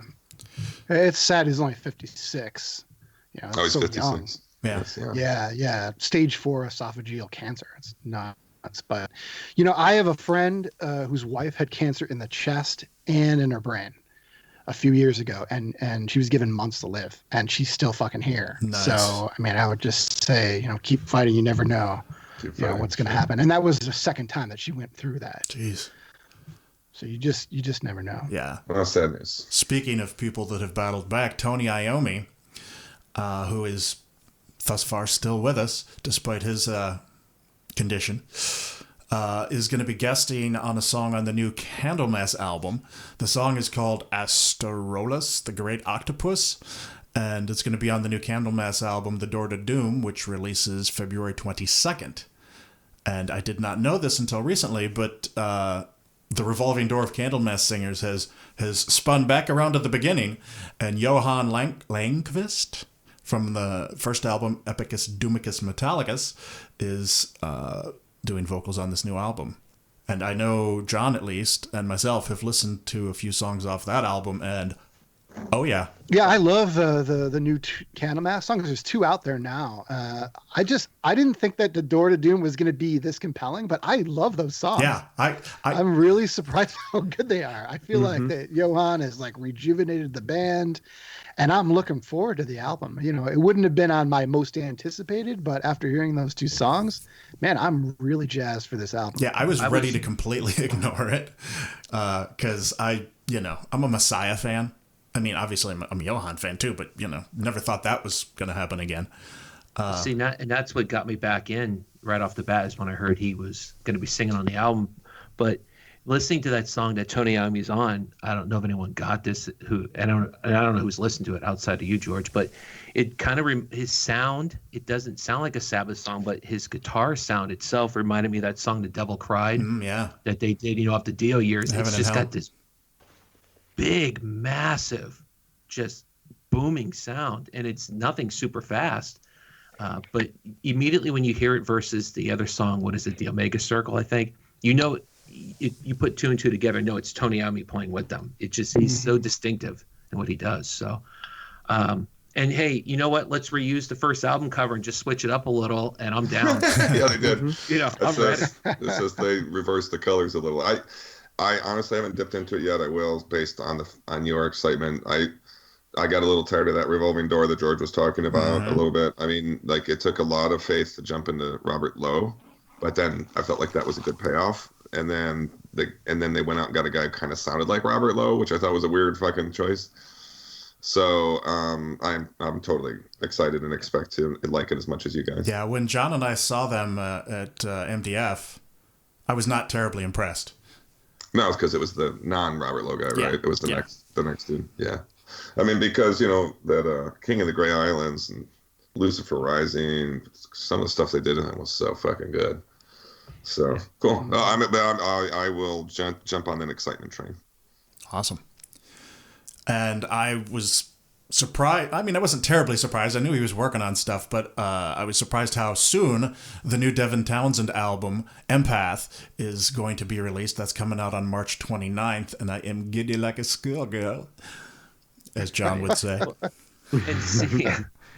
Well, I think I got that from Saturday Night Live from, I don't know, the 80s or 90s. But see, I feel the other way, George. I've been waiting forever for this album to come out because it seems like he's worked on this one longer than most of his stuff. Well, it's kind of like the Monty Python Holy Grail, where the guy is running, and the guys are like standing there watching, and he's really far away, and all of a sudden, boom, he's right in front of them. He's right in front of yeah. This one's interesting. It's because it's the first one without his band that he's had for years now. It's not Devin Townsend project band, which is basically the same band, those 2 projects, but it'll be interesting to see what he does. Is it supposed to be a return to heaviness type album? A reasonable question. Stuff about it being the heaviest stuff he's done since Trapping Young Lad, or did I? Oh, you've actually heard him? You've heard that? No, I thought that's what he was talking about. Okay. At some point, I saw something him saying that it's. I feel like I did see a headline that intimated that might be heavier. You know what I got from some of the stuff I read, and I follow him just because I'm a big fan. It seems like he feels kind of, I don't want to use the word liberated, but he feels like he's been kind of freed from some of the Devin Townsend project constraints, which it's really his gig, no matter what he says. but it seems like he feels like he can go back to some of that strapping young lad sound and still incorporate some of the stuff he's been doing the past few years on the same album. I'd love to see a mix of all that. He doesn't feel constrained by the project itself. So Yeah. It was really funny because he said as much when he left Strapping Young Lad as well, though, didn't he? That's true. Yeah, now he gets to go and do other stuff. So that's good. I can't wait for it. So be really interested in what it sounds like. I agree with you. I think the difference this time is that he is his life is in the place where he wants it to be, and he can't stop writing music now. The Symphony of Dicks. Yes, I'm waiting for that too. Well, it's interesting. He mentioned that the process of creating the record was recorded from when he first came up with the ideas to, all the way through. So apparently there were a lot of existential ups and downs, and we're going to get to see a video series to show what happened. And I was happy to see Aniek van Giersbergen from The Gathering that's going to be a guest on that record too. I don't think she'll ever not be on an album with him as long as it's under the Devin Townsend moniker. And I also don't think there'll ever be a Devin Townsend record that doesn't deal with existential ups and downs. So now we get to see videos of it. If you haven't read his book, I recommend it. It's pretty messed up. I went to see him do the Ziltoid shows at the Royal Albert Hall a couple of years ago. And there wasn't a lot of existentialism going on there, let me tell you. No. There are those ones. You can stick your hand in the catalog and pull a few wacky ones up, but that's. But he did a Devin Townsend show afterwards, so he did a set at the end. But it was one of those things, so I don't have all the Devin Townsend albums, but I've got, I think, 2 or 3 of them and know them quite well. And yet he seemed to play songs off all the other albums. I didn't know. So, of course. But it was still absolutely amazing that if the Royal Albert Hall's an incredible venue to do Tom, that. Is that the one he recorded and released on DVD? Yeah, it's an amazing show. Yeah. It's a great show. Yeah. Oh man, he's just great on stage too, because you never know what he's going to say. I mean, George and I've seen him a couple of times. I've seen him a ton of times. He's quotable. I think when I saw him on when he played. Do you remember when Opeth and Mastodon, their tours collided in Philadelphia, and they had like all those bands like Russian Circles and Gojira was with them, and Devin Townsend and some other shit ass stoner band I don't like, but. I'm sure that'll upset some people. But I think at one point had said he was like a lemon shooting him out of his ass on stage, and it's just like it's the gift that keeps giving every show. It doesn't stop. For me, he's got one of the best voices in metal that can just do so much different stuff. He's almost like an opera singer in terms of power of his voice. Sometimes he's just fantastic. I want to see him do a stand-up show because he's damn funny. Yeah. Well, George, we sort of saw that at Prog Power. The first like 5-6 minutes was just him talking. Like behind the curtain. They hadn't opened the curtain yet. He's just back there talking about his mother's leathery lips and. I'd rather be a prog nerd than a fucking pussy. Yeah. So, good stuff. Cool. 1349 has released a new single that I am going to probably butcher the pronunciation of, but I'm going to call it Dodds Camp. Or Comp, perhaps, as part of a commission to interpret the artwork of Edvard Munch. And they have a new album coming out later this year. Has anybody else listened to this song? I thought it was pretty good. It's fucking cool. It's I have a few things to say about it. One is I looked up the translation of Dodds Camp, and the translation to English as Dodds Camp, so that wasn't helpful. And then, but I really want so much to believe, and I like these guys, so I'm not making fun, but I want to believe that it's a Danish word for dad's camp, like a camp for dads. Summer camp. But, but I actually looked it up, Jay. It means death struggle. Do you think it's your Google is stronger than Jay's? Norwegian. It's Norwegian. Is it somehow tied to Edvard Munch? Is it? Well, the whole idea behind it is because like Visit Norway and the monk, I think it's actually pronounced Edvard Munch. Yeah, I know. I was joking that I pronounced it wrong. Okay. They came up with the idea to commission Norwegian artists to like interpret paintings from Edvard Munch. No, but I'm wondering if that. Yeah, I saw that, but I was wondering if that word in particular was somehow the name of one of his paintings or something. Or I didn't see anything about that, Jay. But it's super relevant to the kind of guy he was, based on the translation you just shared. But I would just say this: it's definitely like the most straightforward and yet kind of further progression for them that they've released so far. Who knows if it's only focused on this thing and the new record will be a little bit less so. It's hard to say. But, A Cauldron of Chaos was their most approachable record, I think, even though it's hardly approachable if you're not into extreme metal. Mm-hmm. And if this is any indication of what the next one's going to be like, I'm super excited about it. Yep. And I like them anyway. Mm-hmm. I mean, I buy 1349 records, so. Yep. And I have to say, I felt like Massive Cauldron was fairly different from, was it Demon Noir? Was that what was before that? I would say it was different than everything before. Yeah, I mean, it took me a little bit to get into, and once I did, I was like, okay, I love this too. I love you guys. I'm pretty much on board for whatever they do. And they make good beer. Yeah. Yes. and they tour in a very extensive sense. So you always get a chance to see them when they've got a record out too. When I saw Celtic Frost on the Monotheist tour, they opened for them. So it was a great fucking bill. Yeah, it was a good track. Mm-hmm. It is a good track. It's a great track. So Dismember has apparently reassembled their original lineup to reunite for Scandinavia Deathfest in October. Makes me wish I was in Scandinavia. Did you get what you just said, George? Dismember just assembled. They reassembled the members that were dismembered. Dismembered, assembled. Sorry, I couldn't resist. Yeah, for sure. Remembered. Yeah, let's think of it. Is that the Death Fest? Is that one tied to MDF? I was wondering that. I meant to look it up before and I forgot. Okay. They are doing something over there now. Because there's Netherlands. Yeah, in California. And maybe that's number 4. Maybe not.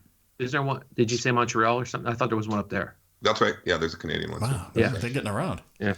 That's why the one here's not any good anymore. They're not paying as much attention. The California one's never been anything that made me think I needed to go. Mm.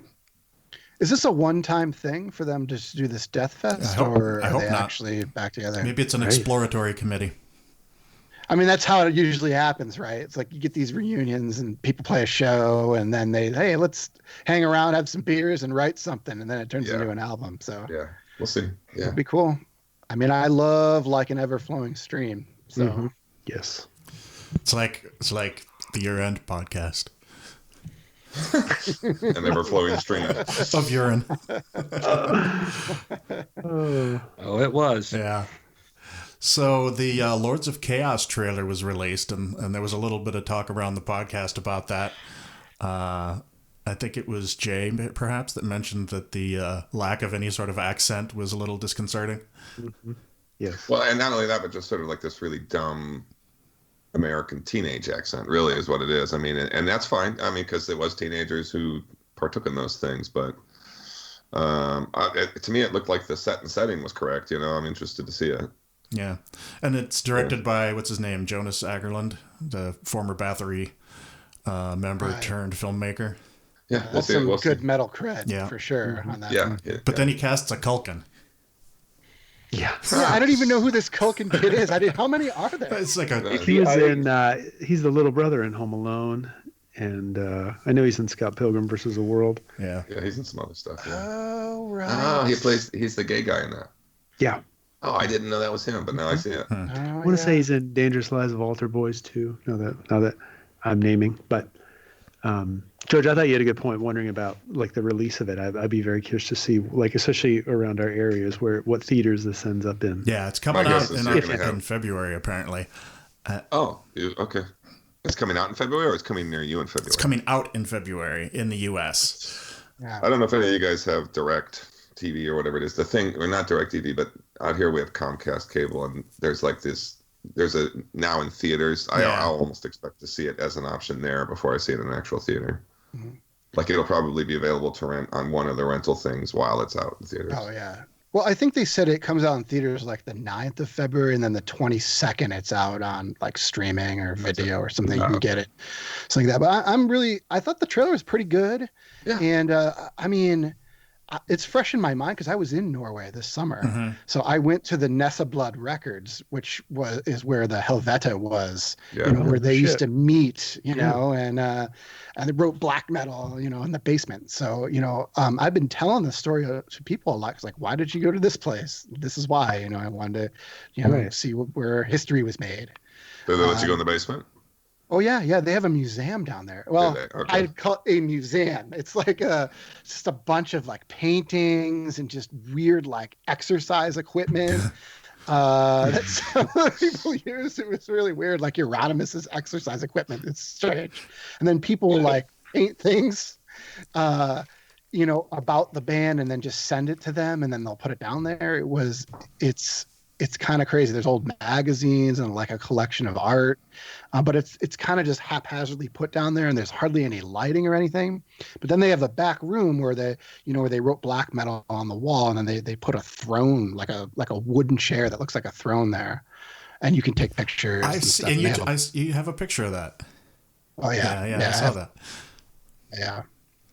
So yeah, I guess you don't go there and not take the picture. Yeah. You're sort of like, fuck it. Did you see? I tried to write my name in the most metal font I could. Good for you. Did you see a few months ago, or I actually have no idea on the timeline of it. I just know it was sometime recently that after Dead killed himself, Euronymous distributed chunks of his skull fragments, and there was recently a piece that went up for sale. Mm-hmm. Yeah. Oh. No, jeez. Could be anything. Yeah. He supposedly made soup with it too. I mean, I don't know. Yeah, well, it comes with the letter. I saw a picture of it, and it's like he had taped a piece of the skull fragment to this letter to whoever he sent it to. That's probably something I'm not going to bid on. Yeah, probably not. I was thinking how that perhaps would belong in that museum. Yeah, there you go. So. Yeah, it was interesting. So Eric Rutan is going to be filling in on guitar for the Cannibal Corpse tour. Unfortunately, they're not coming here, but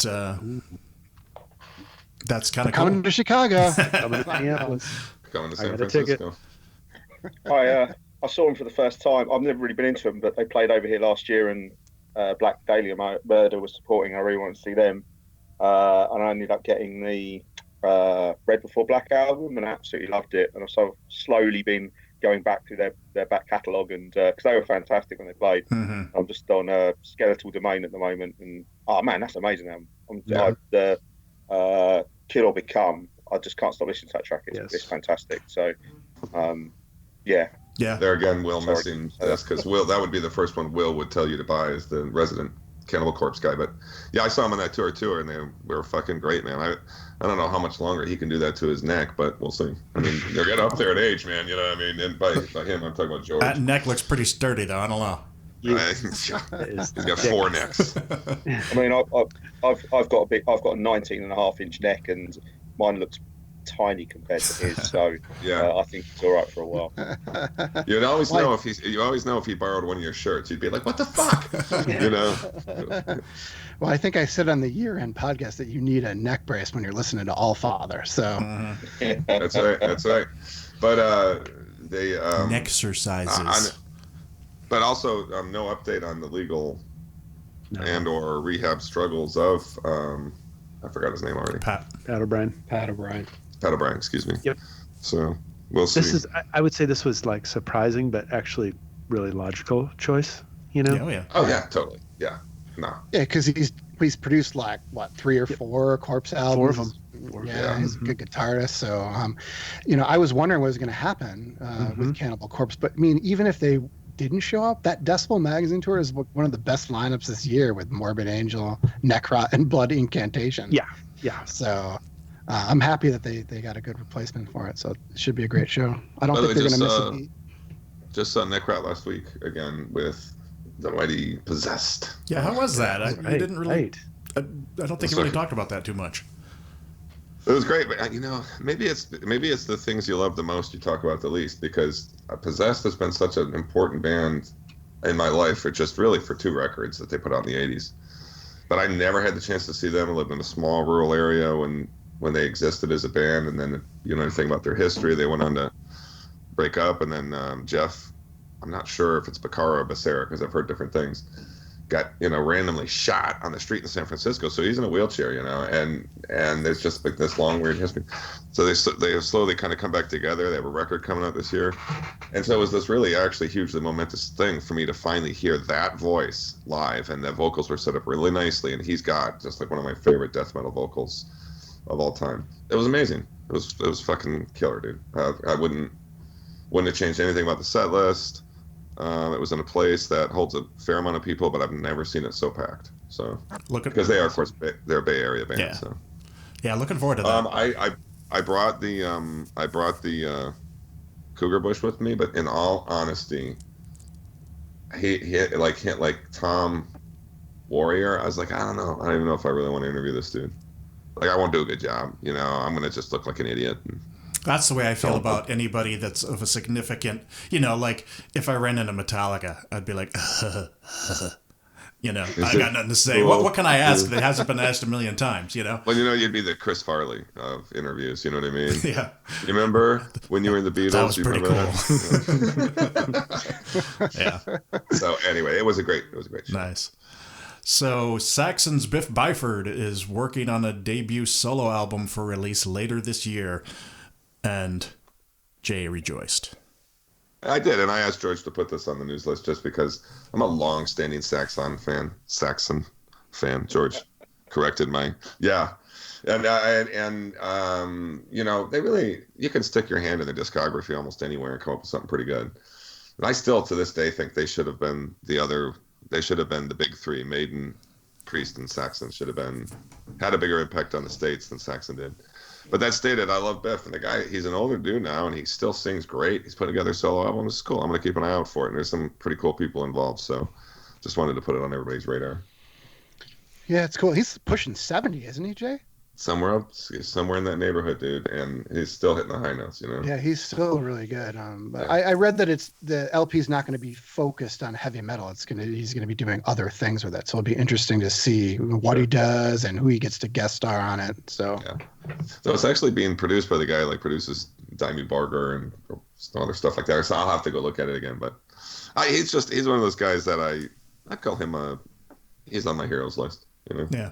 And I love his voice. Yeah. Hang on a second. We may have a special guest. If it's Will, I'm hanging up. God damn it. You guys hear me? Yes. Hey, yeah, Will. Unfortunately. Hey, man, what's up? Hey, I'm just leaving a thing. So I thought I'd chime in just to say hi. Nice. Yeah, it's a nice surprise. We're almost done with the news. Actually, we've talked about a few things you would have liked to have been here for. Up to and including Clutch was mentioned once or twice. Not in a fully. I'm sure. No. No. Do you have like a rock and roll segment or something? No. Our guest mentioned them favorably, I believe, and then they also came up on it. Well, they did. Yeah. Since you weren't here, we all said nice things about them. Fair enough. I find it interesting, George, that the next item you're going to go into, Will called right before it. Yes, our final news item, Stone Brewing is going to be releasing the Enter Night Pilsner Metallica beer.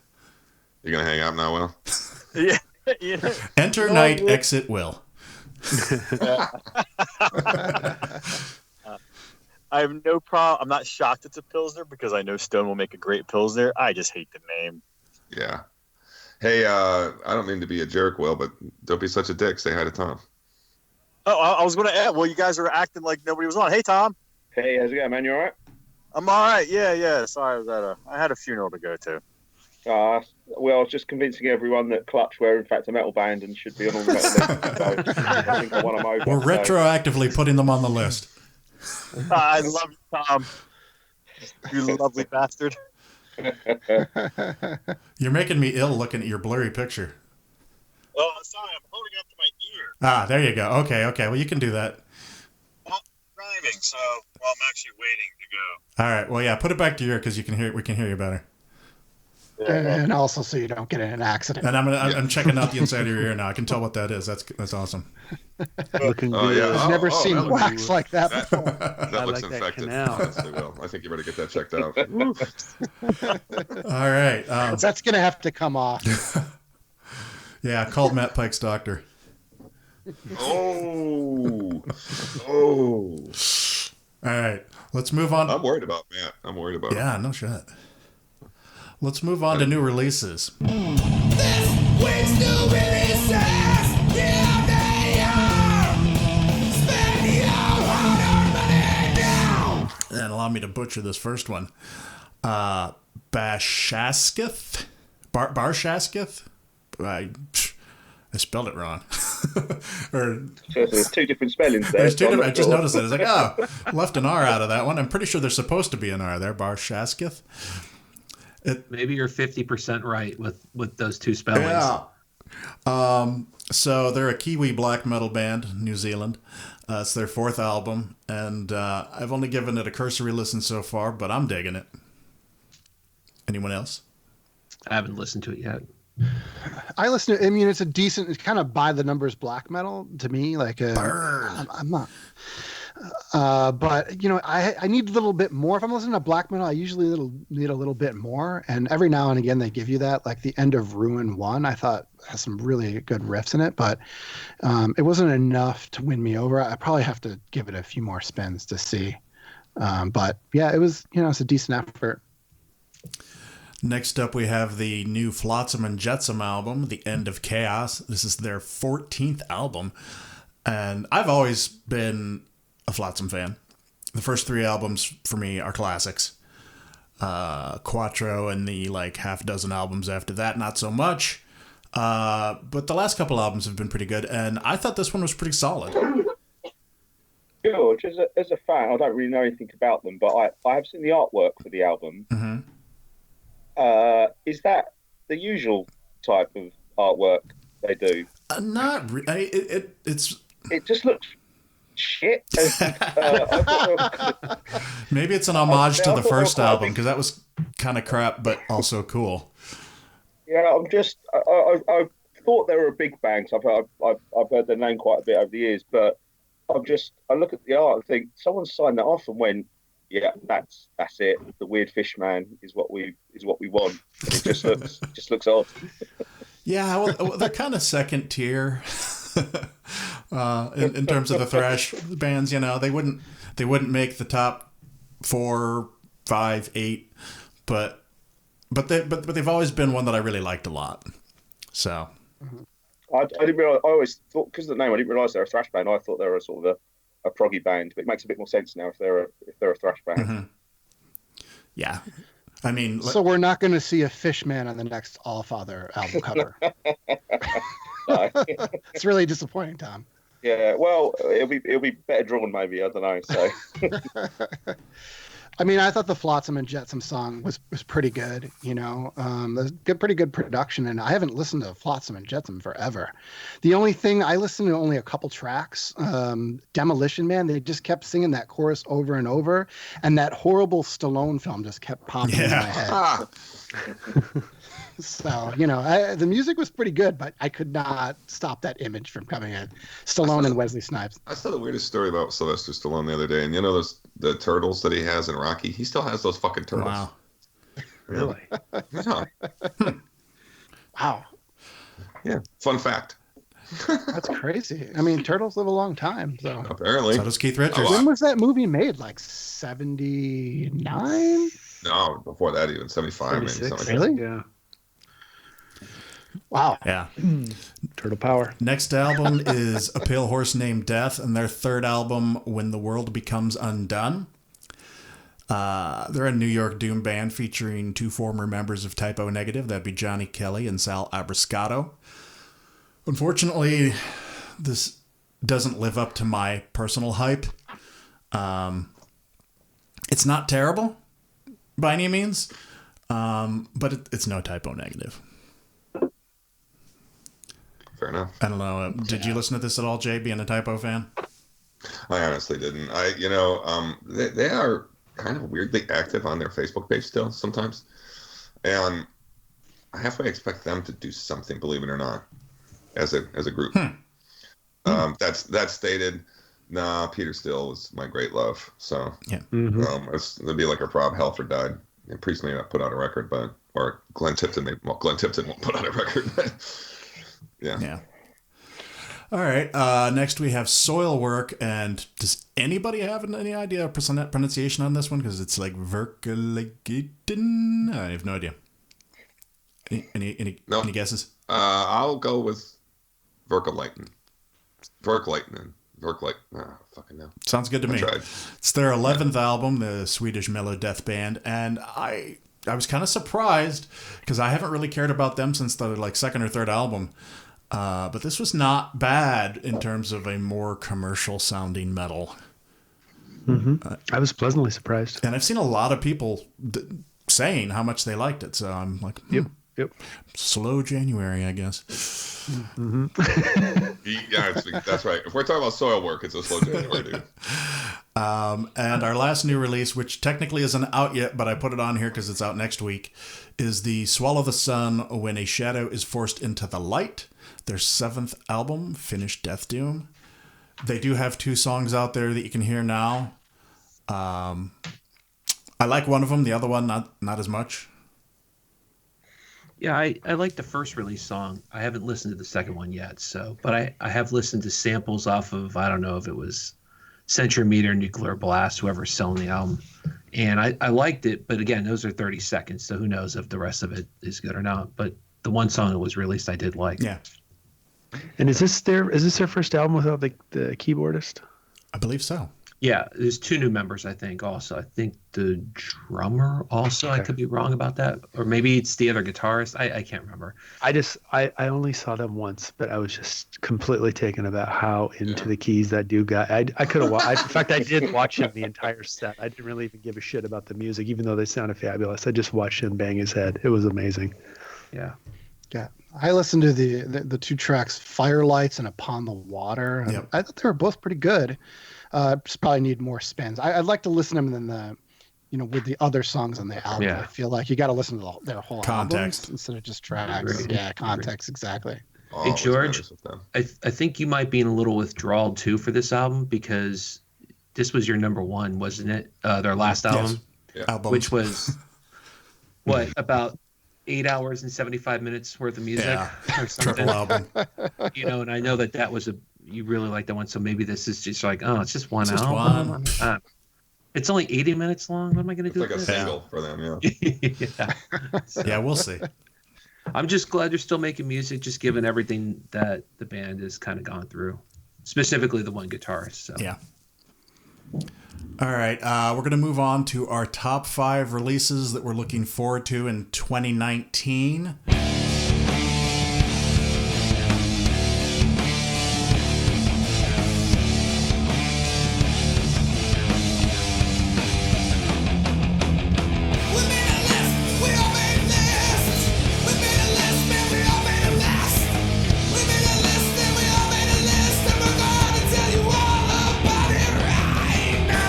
Will, do you think you could chime in on that?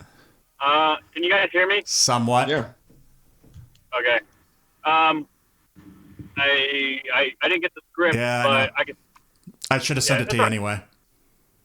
That's all right. Inner Arma coming out with a new one. Overkill. Sure. There's Crypt Sermon by far. Yeah. And I'm sure some of the ones you guys will name, those will be on my list as well. They're the 3 just off the top of my head as I'm driving that I can think of. Okay, cool. All right, well, we'll get into this. Tom, did you make a list for this? I did. What did you want? All 5 of them? No. We're gonna do this the old-fashioned way. 1 each. Yeah. So give us your 5, and then we'll do all our 5s, and so on from there. So you want all 5 of them? Yeah. No, just your number 5. Just one. Sorry. Just my number 5. Sorry. Venom Prison. So they're a UK band. I don't know if you guys have heard of them. UK death metal band. Yeah, actually, we just got the promo. Oh, you lucky bastard. So Venom Prison. I'm really looking forward to that. We managed to play with them in a rehearsal space about 2 or 3 years ago. And before they were signed to Prosthetics, and they're fantastic. So really looking forward to that. It's good. Yeah, sorry about that. Just make him feel more jealous. Well, I could have said, "Don't bother, it's garbage." Yeah. No, looking forward to that. All right. George, is that an English accent attempt? It was half an attempt. I started to do it, and then I was like, what am I doing? And I just gave up. Yeah. You can't try and do a British accent when I'm a British guy. I mean, come on now. So kind of like Kevin Costner and Robin Hood? Yeah, pretty much. Well, for the first 3.5 minutes, you mean? And then he just said, fuck it. Yeah. Christian Slater didn't even bother. He was just, no, not doing it, mate. Is that I the have same more respect for accent that. from Lords of Chaos? Yeah. Yeah, to be sure. Yeah, the Lords of Chaos. Yeah. All right. Well, how about Markisan next? My number 5 is Immortal Bird. It's a death grind band from Chicago. They just finished recording in Colorado. The album's coming out from $20 spin, so I expect to hear a release date pretty soon. They're amazing live, and I just feel like I love their albums that came out before, but I feel like they have room for like progression and maturity, and that this will probably be the record where you hear it. So I'm just really looking for it. Plus, I'm from Chicago, so I always have a soft spot for these bands that come out of here because we have some good ones. I have a soft spot for Ray because she's the drummer for Throssenblatt. There it is. This isn't the Throssenblatt family, but it's also that record is well liked by pretty much everybody on the pod. The last one. Looking forward to it as well. Really like them. Awesome, Matt. My number 5, Blood Incantation. Yes, sir. Which is the only one on my list that I actually know the title of. Oh, really? What's it called? History of the Human Race. All right, then. I hadn't heard that. Is there a release date on that one yet, Matt? I have a late 2019. Okay, cool. John. So let me just preface real quick. There's a lot that we're going to mention. We'll mention Crypt Sermon, which I'm definitely looking forward to, but I tried to go with ones where there were sort of release dates. So I didn't bother. I'm not going to include a lot on here. Of course, then the first one I mentioned does not have a release date. So, but Matt already mentioned it. Blood Incantation, Hidden History of the Human Race. Nice. Definitely looking forward to see what they can do since Starspawn. Yeah. Yeah. All right. Blood Incantation is my number 5. A threefer. Once around the ride. Yeah, threefer. Apparently, we have the number 1 for the end year. I mean, when did the Demon Spawn or whatever the other one was? When did that come out? How long 2016. 16. Starspawn. Yeah, thanks. Yeah. But I fully expect something kind of big from these guys, and we are in kind of a death metal renaissance. It seems to me like these last couple of years. So yeah. So I have high hopes for this one. Me too. Are they a Dark Descent band? Dark Descent Records? I believe so. Okay. Yeah, they are. Matter. Yeah, they are, Matt. Cool. Are we going to have a forfer? No, we are not. We are not. I'm going to derail that right now. Damn it, George. My number 5 is Crypt Sermon. Yeah. All right. Hey, can you guys hear me? Yes. Yep. Hey, does Triptychon have something coming out this year? Yep. All right, that's also on my list. And Blood Incantation. There's All right. All right, back to Tom. I have to say I didn't assume the Triptychon would really come out. It's not on my list, but if I had really thought about that, it would be. So I at least have to give a shout out there. Yeah, but Jay, just real quick, I agree with you. I would be on my list too, but it's not, just for the simple fact I don't have a date. So I always get worried that they say, yeah, it's coming out next year, and then it doesn't come out. Vaporware with Tom is true vaporware, dude. And so, I mean, it's hard to say. But in any case, highly anticipated whenever it does come. Yes. That's like saying you put the Tool album on your list. Well, I certainly don't have that, but I do have a couple that are kind of vaporware, so we'll see. Tool is the exact reason why I don't like to go with non-release date albums on my list like these, because that list has been going on since 2006. Yeah, been a long time. Well, we're looking forward to these. That doesn't mean that they're going to come out. Yeah. Right. Or hopeful. I do have one carryover from my last year's list at this point. Yeah. Hint, hint. I won't talk about that. Fair enough. Tom. That brings us back to Tom. So back to me. So Mastiff, their album Plague, another UK band. I don't know if you've heard the promo for this. I don't know. I haven't. But no. It's they're a sludgy, doomy, hardcore bands that make Allfather sound like a pop band in terms of heaviness. Well, that's saying something. Wow. Have they released a track off of it? A previous track? They've released a couple of tracks. One is called Burning. Yeah. I think it's out in the next couple of weeks. and their previous stuff has been, I think, probably a bit more grindy, because this is supposed to be a bit even heavier and doomier, and yeah, really looking forward to hearing that. I did hear it. I liked it, but I would disagree. I would say y'all can hold your own with them. There you go. All right, Markisan. My number 4. Hey, John, I'm like 5 minutes from your house. Should I stop by? If you want, I don't care. Booty call. Well, had I known that, I would have prepared. Shit. I would have wore pants. Or would I haven't showered. Oh, I showered, Jay, so we're good on that. Yeah, all right, good. And I want Markisan to know I shaved, but right before we got out. I keep hoping for the beard, man. I know. Where the hell are we here? Number 4 for me is Adrift. Adrift is a progressive metal band from Spain. I hate comparing bands, but they're kind of like a darker, like a riff chunky Neurosis with a splash of Converge in there. So the band was recommended to me by a local street painter in Madrid when I was vacationing there a few years ago. And my wife and I were just sitting at this tiny outside bar, and he noticed that I was wearing a metal shirt and came over. And he didn't speak any English, and I only speak a little Spanish, but somehow we were able to give recommendations for metal bands. And he suggested Adrift and another band called Moho. And so I picked up Adrift's album while I was in Spain. Their second album, Black Heart Bleeds Black. Yeah, Black Heart Bleeds Black. And I loved it. So I'm just looking forward to the new one. It's been about 7 years since that album. But yeah, they've recorded it last year. They're finished with it. So I expect it to come out, even though there is no release date. Okay.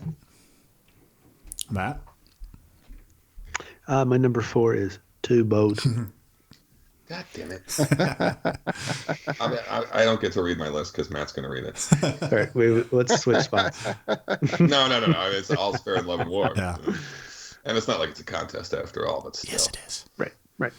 I like to know that we're on the same wavelength. Maybe a little bit. Yes, a lot, but yeah, maybe a little bit of a contest. A contest, yes.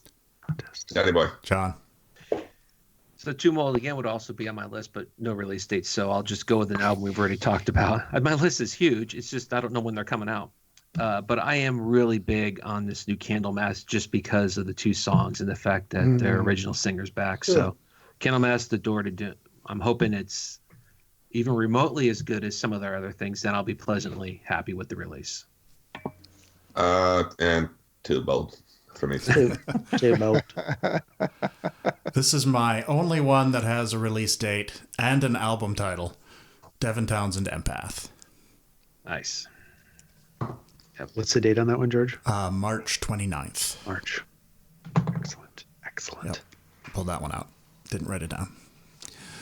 All right, back to Tom for number 3. Yeah, wow. Now I'm starting to worry that I might have imagined this, and because I've got no date for it, but I think there's a new Gatecreeper album coming out. I believe so. Yes. And I'm over the moon, looking forward to that.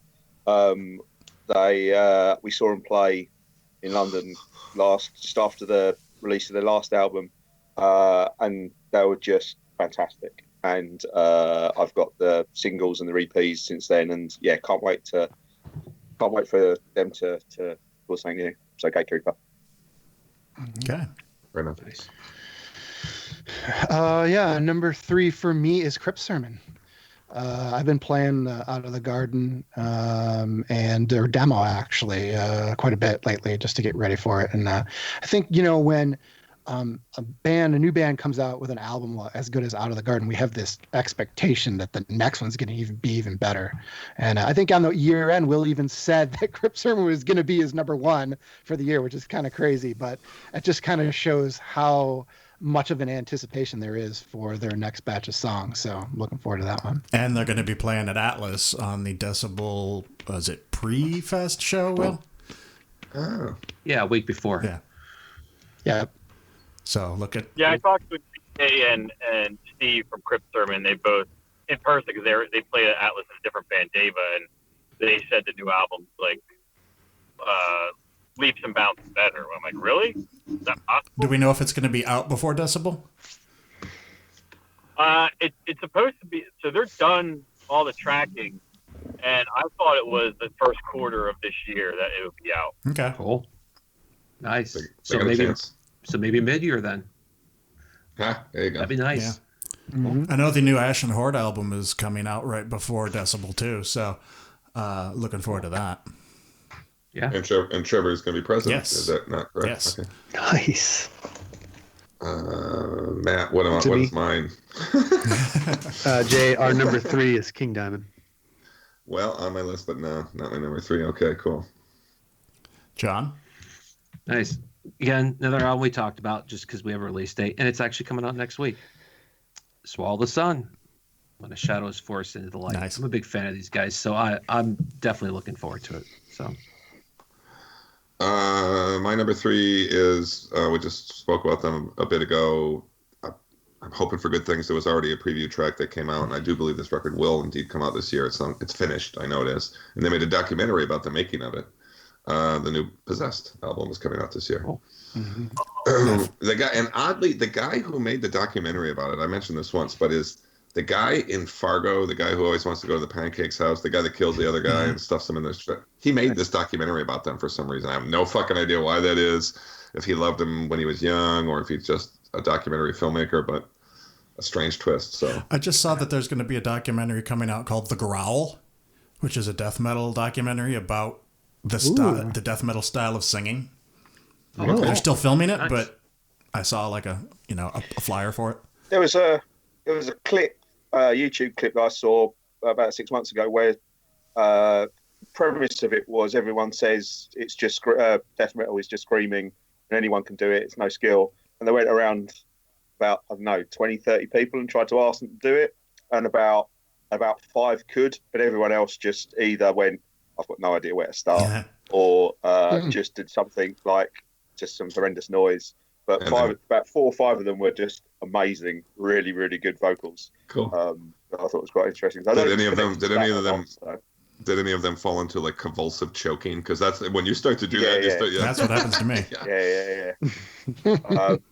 I know that's what when I started off. You think you need to use your throat and you just shred it completely, and you blow your voice really easily, and you get to learn after a while that you need to use your lungs and your diaphragm, and your throat's just there to shape the sound. But it takes a long time to get to that point. Yeah. We're still not quite there, I don't think, but I'm almost. Actually, while we're on the subject of your voice, there's some interesting things on the record where you can almost hear 2 distinct tones coming out of your voice at the same time. I don't know if that's something you've noticed. It's I don't know how to explain it. I'll isolate it sometime like for it and send you a text or something that says that listen to these 30 seconds and it's like interesting to me. It sounds almost as if there's this like great wind and then the tone coming out. It's very interesting. I don't know how to explain it. We were very quickly. We recorded with 2 mics, and one was slightly more distorted than the other. Although we didn't double up any of the vocals. Yeah. It was all single vocals. Which actually, if we did it again, we're not sure. We might have doubled it up. I don't know, but there wasn't anything particularly special going on effects-wise, apart from some distortion and things like that. So I'll be interested to see where you think that happens. I will, but I can tell you this: this is clearly a physical thing that's happening. It's like it's as somebody who sings themselves. But it's really cool. It's like it's a deeply unique thing, and it reminds me of the fact that if you sing a note perfectly, and I know that's not exactly what we're talking about here, but if you sing a note perfectly, you can hear 2 tones in the note, like when somebody's exactly spot on. There'll be the lower version of what they're singing and a higher version. And anyway, I will make a point of telling you where I hear it. Just to see I've never been accused of singing in tune before. How dare you, sir? In fact, I tell you what, I when I was at school, I was part of the drama and I did a pantomime. Which is like a Christmas tradition over here, and I played Rosie the Fairy, and I had to sing a song particularly out of tune and like in a funny voice. And my stepdad came to see us, and my stepdad's an opera singer, and afterwards he said, I've never heard anyone sing so perfectly out of tune, yet somehow make it work. And I was like, Cheers. I think. So not to keep going off on this, but that's funny because I just watched this movie last night, which I'd seen before, and it's called Florence Foster Jenkins. Are you guys familiar with this? Oh, she was terrible. And it's where Meryl Streep is a terrible singer, but it just was a real person, and she was this like society person in New York in the 40s who loved music so much, but for the life of her could not sing. But she would put her concerts for her friends, and they didn't have the courage to tell her, you suck. Plus, she really put a lot of money into the music scene. Anyway, long story short, she ended up playing at Carnegie Hall, and it's something. It's a funny movie. Yeah. I'm walking into John's house now. Ooh. Fair enough. Yeah. Nice action scene, Will. Yeah, it's my number 3. That we just did. Yeah, I'm about to do my number 3. That's really weird. My number 3, I expect to hear again. Unless people are behaving like John and not putting it on there because there's no release date. And to use Matt's pronunciation, this is Carcass. Carcass. Yeah, I'm probably going to hear that again. That's fine. Mm-hmm. Yeah. Mm-hmm. All right. Back to you, number 2. I'm going to take an opportunity for the next 2 to plug some mates bands. So Jason, who helped us, we recorded his studio at Century Audio. He's got a band called Harrowed. They've been recording a new album, death metal-y, grindy, power violence-y type thing, but more death metal-y than anything else. I don't know what it's called yet, but I think they've just got a couple of vocals left to do, so it should be out later this year. But Harrowed, looking forward to hearing that. We played with them live a few times, and there's only 3 of them, and the fucking racket they make is just fantastic. So look forward to that. That's like a review. A fantastic racket. Yeah, absolutely. I was in a record shop, I don't know, maybe a couple of years ago, and the album was there. And the record shop I go to, they put little tags explaining what the band is like. And when I read that, I just picked up blind the album, and I play that Harrowed album a lot. It rips. Inferno, yeah? Yes. Inferno, yeah. Absolutely brilliant. And we've heard a couple of the new songs played live, and Seb, who's their singer, is this little chap with blonde hair, and he plays in like a white shirt and black jeans, and in between songs he's really quiet. Mm-hmm. As soon as he's opened his gob, it's just shredding, absolutely shredding, and his guitar stuff is brilliant as well. And Jason drums for them, and he's a fantastic drummer, and yeah, really. Let me ask you this. Okay, we got a feedback thing going on here now. Yeah, you gotta get after it. Hang up, Will. I'm trying to. So here's my question, John, is how big is your fucking house? Because that walk took forever. Were you walking around in circles for a while? Did you guys get lost? Well, we had to get a beer. Oh, hang on. Ah! Are you guys going to share a mic, I hope? Yeah, we could do that. So he can hang up his phone. I think we were at number 1. Oh, I never did my number 2. Oh, I didn't my number 2 either. We're at number 2. Sorry. No, I think we left off with Tom, and he did number 2, right, Tom? Yeah. That's right. So that's my turn then. Okay. My number 2 is Yellow Eyes. I don't listen to a lot of black metal that I love, but Yellow Eyes I think is my favorite black metal band.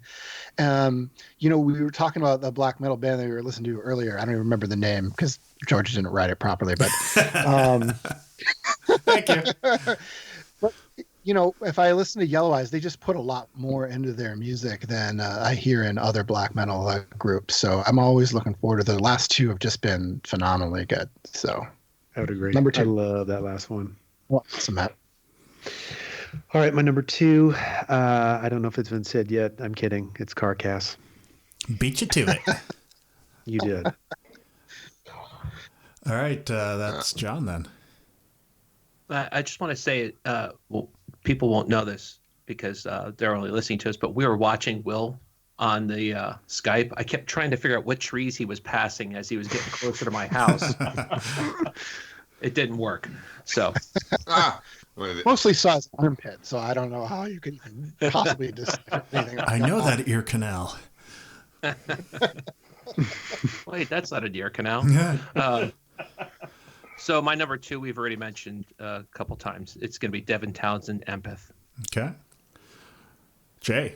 My number two is Vaporware. In truth, could be good, could be not so good based on his last few releases. But he's a musician who's long been close to my heart, as has his band that goes under his name, King Diamond. And by the way, after the Abigail tour, which was killer, and I still want to tell everybody, if you're at all a fan of his, you should listen to this new live record. And I'm definitely going to buy the live DVD when they come out. He's in top form right now. So, and his guitar player, Andy LaRocque, I've come to find out it's pronounced, says it's going to be a little bit more leaning towards classic stuff. So here's hoping. Yeah. And I'm definitely excited about it. This could be a good year for him. Indeed. Or he could do "Give Me Your Soul, Please" too. My number two is Triptychon. Yep. Number two. Yeah, I know. Yeah, I know. I need that I was somewhere. waiting for that. That's right. There's something else for number one. Wow. So for me, number one, there are bands that they've got an EP coming out this year. They're called Red Bait. They're like a grindy, chaotic hardcore band, anti-fascist, pro-feminist, pro-union band. They like EP last year. Red Tape was one of my favorite. I think it was probably my favorite release of the year. Even though it was only about 9 minutes long. So really looking forward to their new EP that's coming out this year. Don't know what it's called yet, but Red Bait. Okay. Cool. Want to check out. Okay, my number one is Triptychon. Yeah. Milana Kosmata was my number one album in 2014, so I've been anxiously awaiting a new record from Tom Warrior and the boys. So hopefully we get to hear some new tunes at the Decibel Metal and Beer Fest if the album's not out by then. Yeah, it was my number one that year too, and people made fun of me, so I'm glad somebody else had that too. Really? Yeah. It was funny. I was just listening to the previous Triptychon record, and it seemed like at the beginning of the album was really awesome, and then the end of the album kind of like gets really like psychedelically strange toward the end. I don't know if it was just me or what, but it just seemed like it was two different albums. I'm starting to worry about your attention span. Well, most of your reviews are like that. The first song was great. I was just like, whatever. Unless it's Behemoth, skip the first three songs. Yeah, it reminds me of this guy on Saturday Night Live used to review pornos, and it was Kevin Nealon, and he'd say, yeah, so this one it would be like hot babes and blah blah blah, and he'd say, so I started watching. I wasn't really interested, but then I was a little bit interested. Then I got really interested. Then I wasn't interested. And all of his reviews were like that. And then there was like one like hot male on male action, and he goes, I was sure I wasn't going to be interested in this, but I kind of got a little interested. Anyway. All right. Where are we? Did we? Tom went. I went. So Matt. There's really no point in me going because in 2014, Milana Kosmata was my number one. And now in 2019, my number one is Triptychon. Nice. Excellent. I couldn't have written this script today that Will would show up just before I got to my number one. Oh, shit. Sorry, John. Would you like to tell us what it is, Will? No. I have to say, the only reason I'm making this my number one is just because I heard it might be heavier than the last three albums. That in itself is a monumental upgrade. But being that Opus my favorite band, it's still going to be the album I look forward the most this year. Even though I don't know when it's coming out. But in the end, it probably won't make my list just because it won't be metal. But nonetheless. That's right. Maybe on the year end we should do like, hey, just list three things that you really like this year were not quite metal. That way I can mention Clutch, and George can mention Throssably, and John can mention... There you go. There you go. Yeah. I'm down for that. And the only reason I put it on is just because there's grumblings it might be heavier. That happens every time they have their last like two albums and hasn't happened yet. That's true. Yeah. No. In all seriousness, two grumblings, not one. In all seriousness, lads, as someone that listens to the podcast now quite often, a top three non-metal stuff you're listening to would be quite interesting to listen to. Right on. Okay, cool. All right, we'll do it. Yeah, I can do that. Assuming that you do listen to other stuff other than metal. Oh yes, you know we do. We do. Yeah. In fact, I wanted to start another podcast that's just rock music. Or not even that. It should be whatever you want. I mean, we could do one. We could do one right now when we close this list out. We could just each do one because you're going to learn a lot about each other here. John just did his, so it's mine. And I will say this: the Triptychon. You guys know I love Tom Warrior.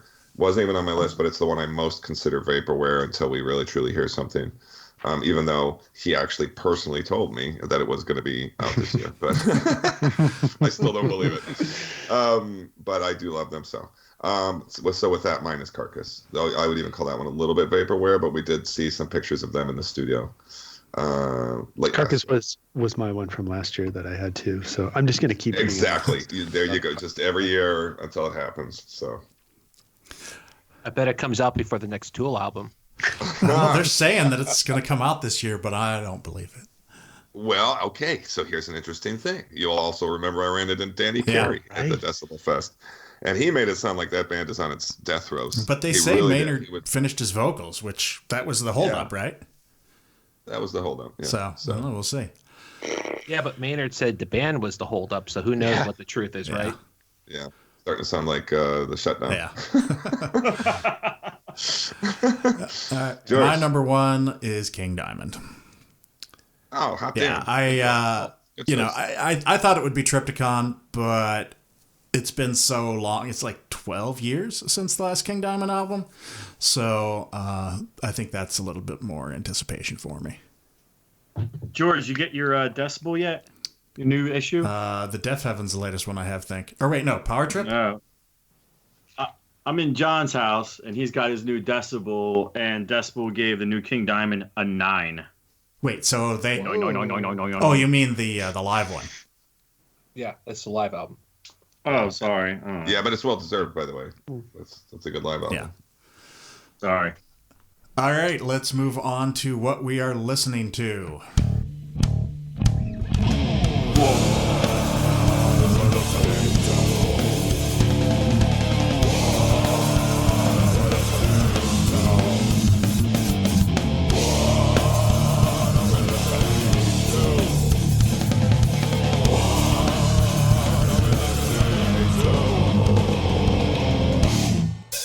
And we'll start with Tom. What you been listening to, man?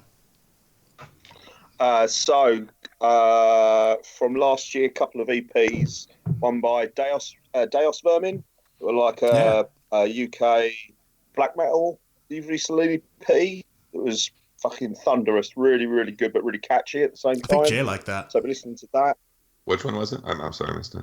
Deos Vermin. Oh yeah, that was fucking cool. Yeah, I'm wearing my mid-year. In fact, I'm wearing my Deos Vermin t-shirt at the moment, so it's my most metal-looking t-shirt for you. So,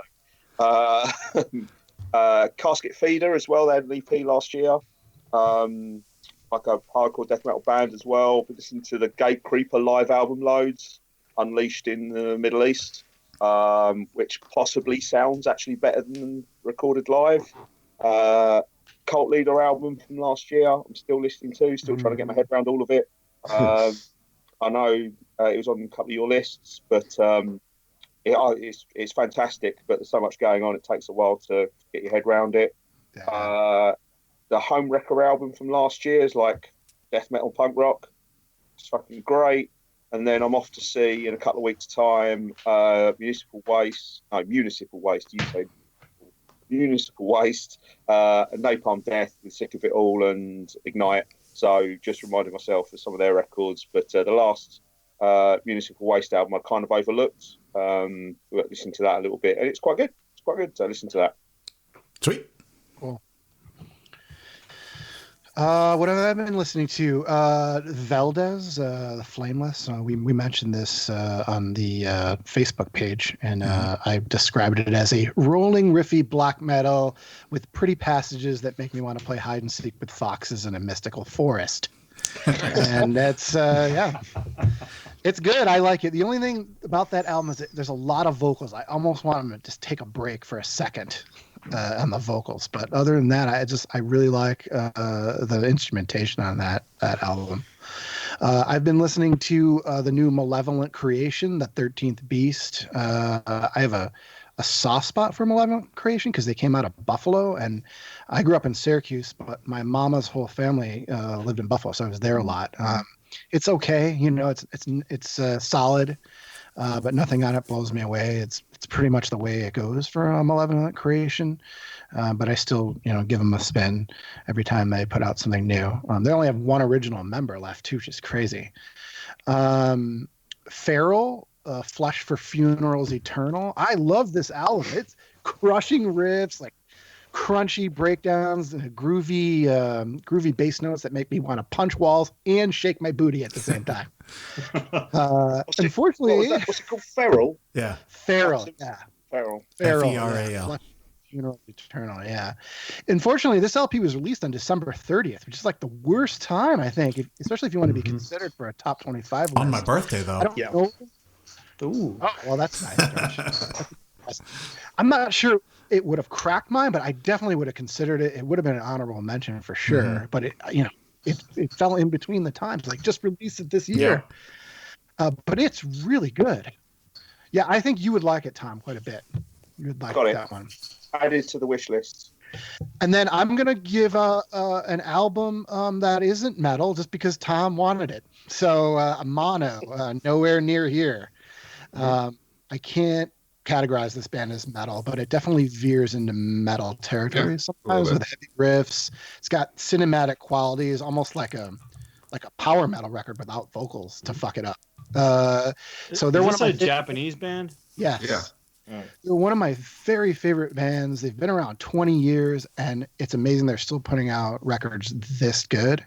So this is a majestic album, just full of great instrumental post-rock. And they put on one of the very best live shows I've ever seen in my whole life. Probably like my top 3 of all time for bands. They're just that good live. So if you get a chance to see them and you'd like this kind of music, definitely give it a shot. I did, and I know Mono well, and I saw them on the You Are There tour, and it was one of the best shows I've ever seen. Agreed. It blew me away. Didn't it? They are amazing. Yeah. I mean, I was a fan at the time. I went because I knew who they were, and I had the record, and they just came out and just fucking destroyed the place. They don't come here that often to the States, so anytime they're here, I'm going. I think this was their first time they came. It was when I saw them. Yeah. Cool. All right, Matt. That's all I got. All right. I would say that what I've been listening to actually has a theme. All of what I've been listening to, I'm only going to talk about 6. That theme would be Where the Fuck Have I Been? I found so much good stuff from last year and previous years. The first one is it's a German band called Downfall of Gaia. I learned of them because they're going to be at Wacken this year, and I did not realize they existed when they were so good. Next is a band called Low, L-O apostrophe. Their album is called Vestigal. They're on an album, they're on a label called Pelagic, which is the dude from the ocean. Mm-hmm. And I said to myself, the guy from the ocean has a fucking record label. And I looked and I'm like, oh shit.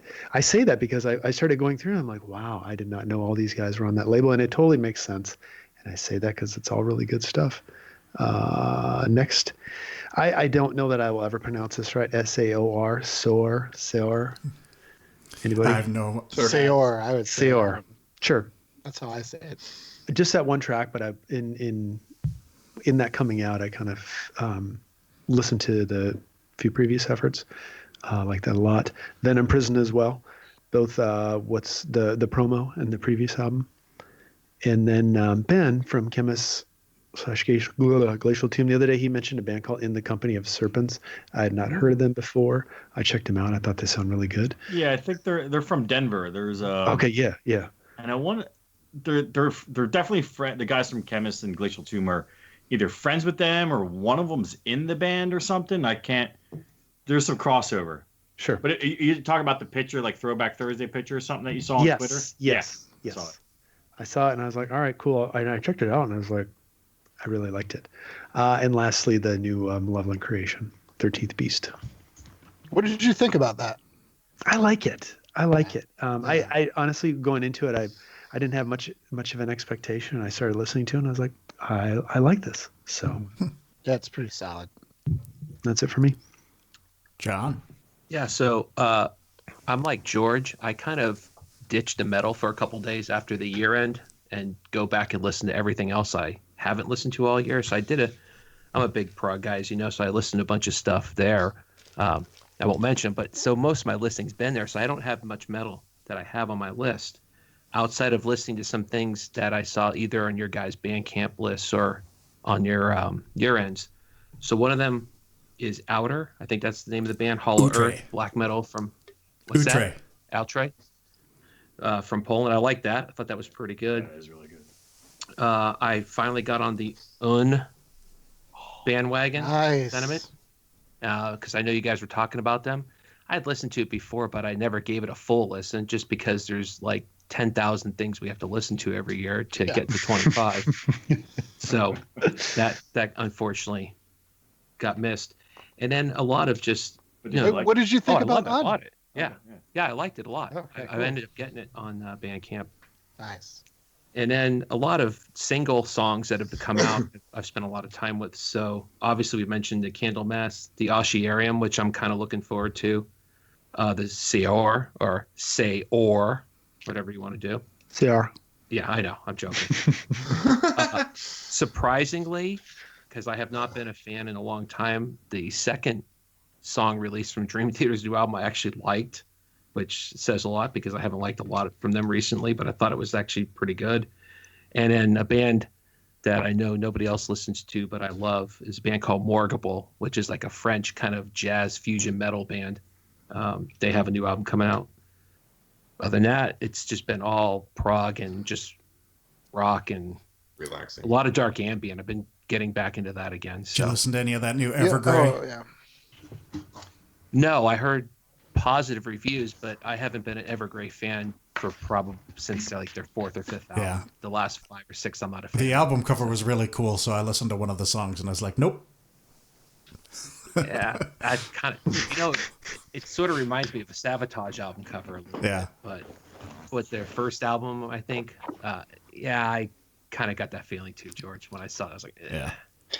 I like. I just want to say too that John put together a dark ambient compilation for me, and I've been listening to that a lot too, because he really is into dark ambient. I've gone to that area a little bit, but never as much as John, and he put together a really cool compilation. He does that. Thanks, John. Yeah. So I assume, Markisan, that helps when you were saying you were doing some late night kind of writing, and it's just good background stuff for you, right? Yeah, I like instrumental music. I listen to a lot of ambient, just not as much dark ambient stuff. A little brighter things. Like I love the composer 3-6 is like one of my favorite, and he's got another album coming out. But yeah, because I don't want words or people shouting at me when I'm writing, so it just helps me to concentrate if I have something like that. So it's cool. Perfect. That dark ambient stuff you sent me is perfect for that. Cool. Awesome. Will, are you going to do some? Just a couple. I didn't want to chime in earlier because I was driving, but I did pick up the new Flotsam and Jetsam, and I'm pleasantly surprised. I do like it quite a bit, and I was listening to it today while I was driving. And then I went to a local record shop that John and I have been trying to do a mandate there at some point. Not a man pause date. Yeah, we already do the mandate. This is a different mandate. Yeah, and but I picked up a whole bunch of Dio. I picked up the new as in like the latest creator, and what else did I get? I got the new High on Fire on vinyl, Electric Messiah, and I got a couple things. But just kind of like enjoying. So my wife was gone for the last week, so I just been spinning a whole lot of vinyl with the kids. I'm taking some pictures, so we listened to Creator Como Souls, but not a lot of new stuff. Probably the newest thing is really just the and the Venom Prison. The Venom Prison, we got the promo for that, so I've been spinning that quite a bit. Sorry, Will also picked, just so you guys know, Will also picked up the new Judas Priest. Oh yeah, and King Giant, because he texted me and said, "I just blew a lot of cash at the Vienna Music Exchange." Yeah, that's a nice place. So for all of us. Our work has paid off. Will is a junkie now. Yeah. Good. Yeah, there you go. Just to rub it in, Tom, we got an email from Prosthetics PR lady and asked if we wanted to have them on. That's. Oh, the Venom Yeah. prison. Yeah.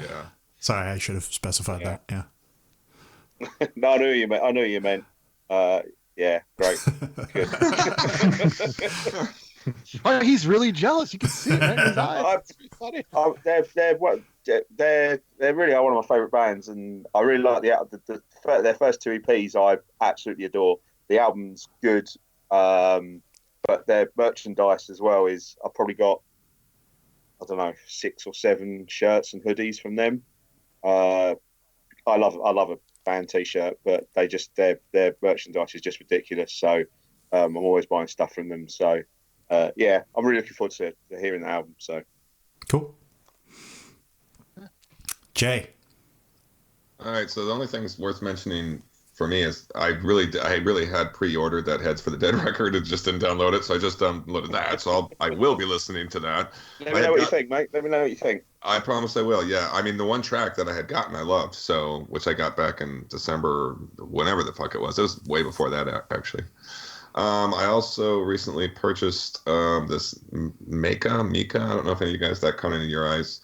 Yes. Titles Ending My Life to Destroy Yours. It's just I think it's just one song coming out ahead of the record. But I like this song, so I'm kind of looking forward to what's going to happen with that.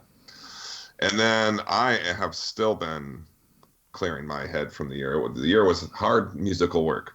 So to just slightly entertain you, I will read to you what is currently on my swimming iPod, brought to you by Underwater Audio. I was so looking forward to you mentioning your swimming iPod. I thought we were going to get through 10 3/4 hours without you mentioning it. Yeah, I'm so glad that you We're did. going to do an episode from the pool. Every once in a while, I see another one at the pool, and when you see somebody with one at the pool, this is you swim by them and you kind of stop, like, yeah, you know what I mean? You give them a little nub. So this is what Jay's listening to when he's underwater.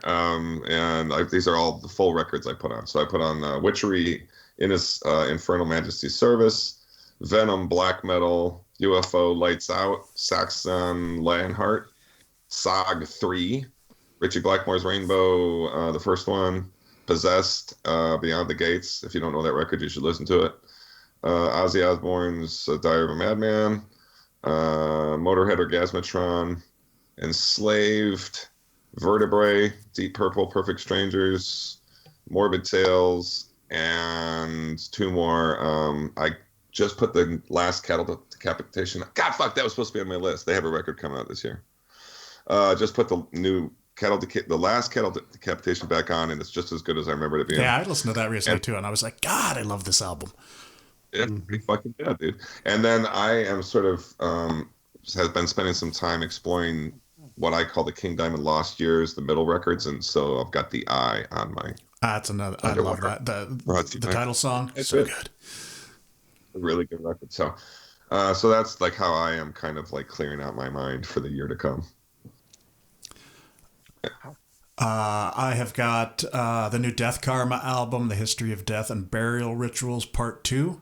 Second album of Slovakian Death Black.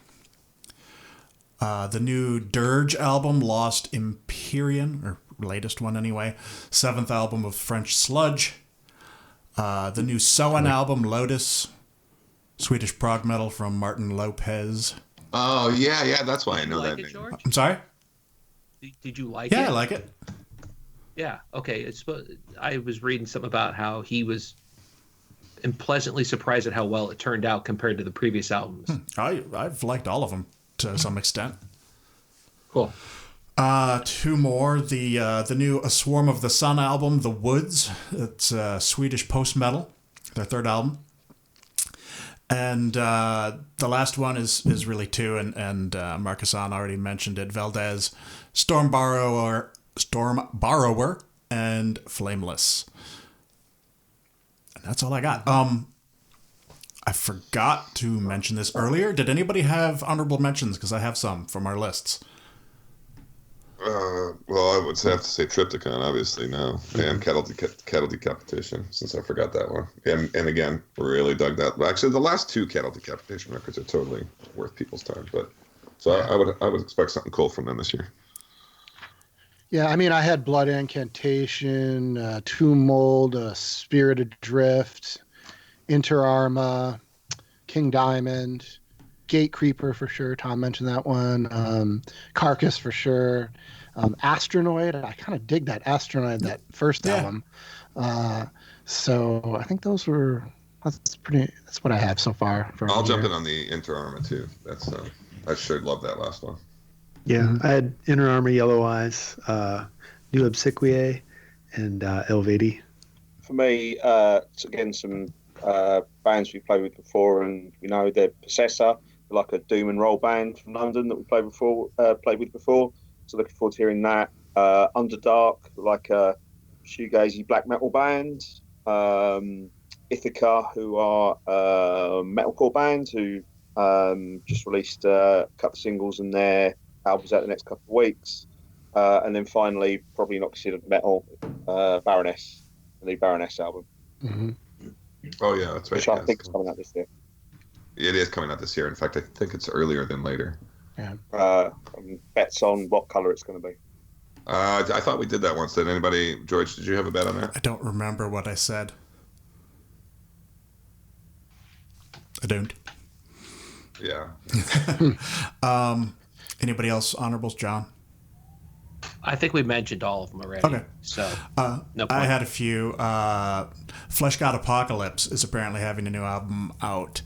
I'm curious what that's going to be like. They said they're working with like a choir and an orchestra, which could make it even bigger and better than the last one. However, they have a new singer and somebody else. I forgot about that. So I don't. Well, it's not a new singer. I think the one of the other guys stepped up to sing. Started singing, the keyboard player or something. Also, a new Dark Throne album this year.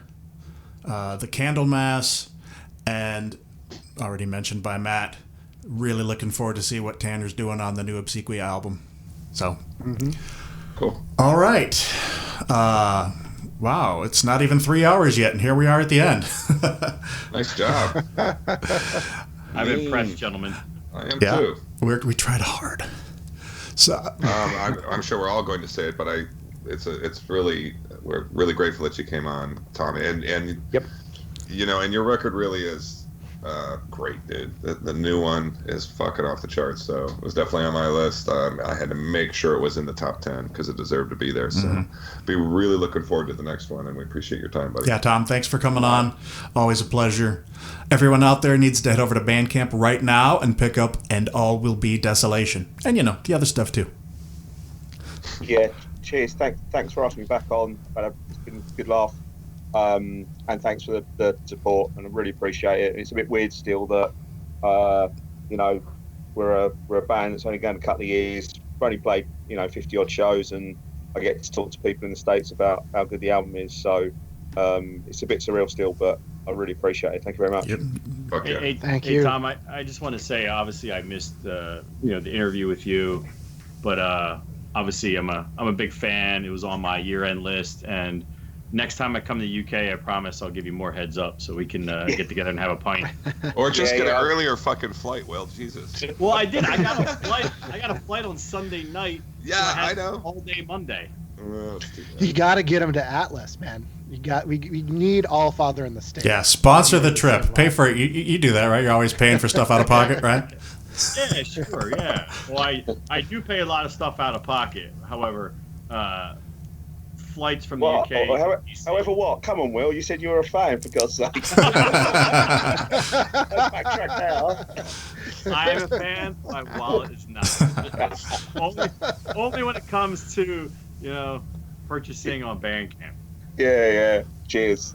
But if you do come over the States, for some reason you come over the States and you tour the East Coast, play Atlas, unlimited free beer, 100% of the door. We take no money from you, and we will make sure you have great sound. Cool. We'll keep that in mind. Cheers, man. Tacos. We will feed you. We will give you unlimited free beer. We will give you 100% of the door money, and we won't take a cut of your merch or anything.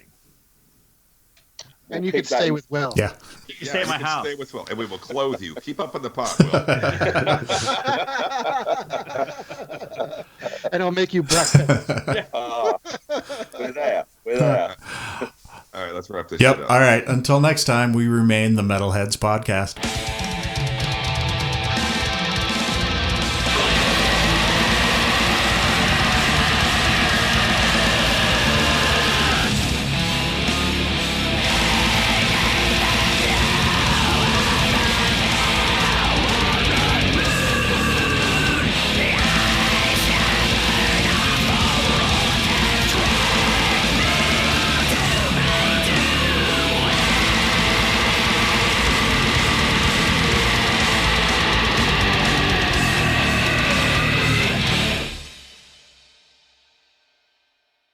have policies from every A-plus rated health insurer.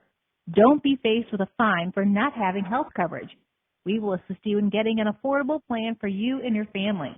If you're ready to be transferred to a licensed agent, please make sure you can spare at least 10 minutes of your time and press 1, or press 2 to be placed on our DNC.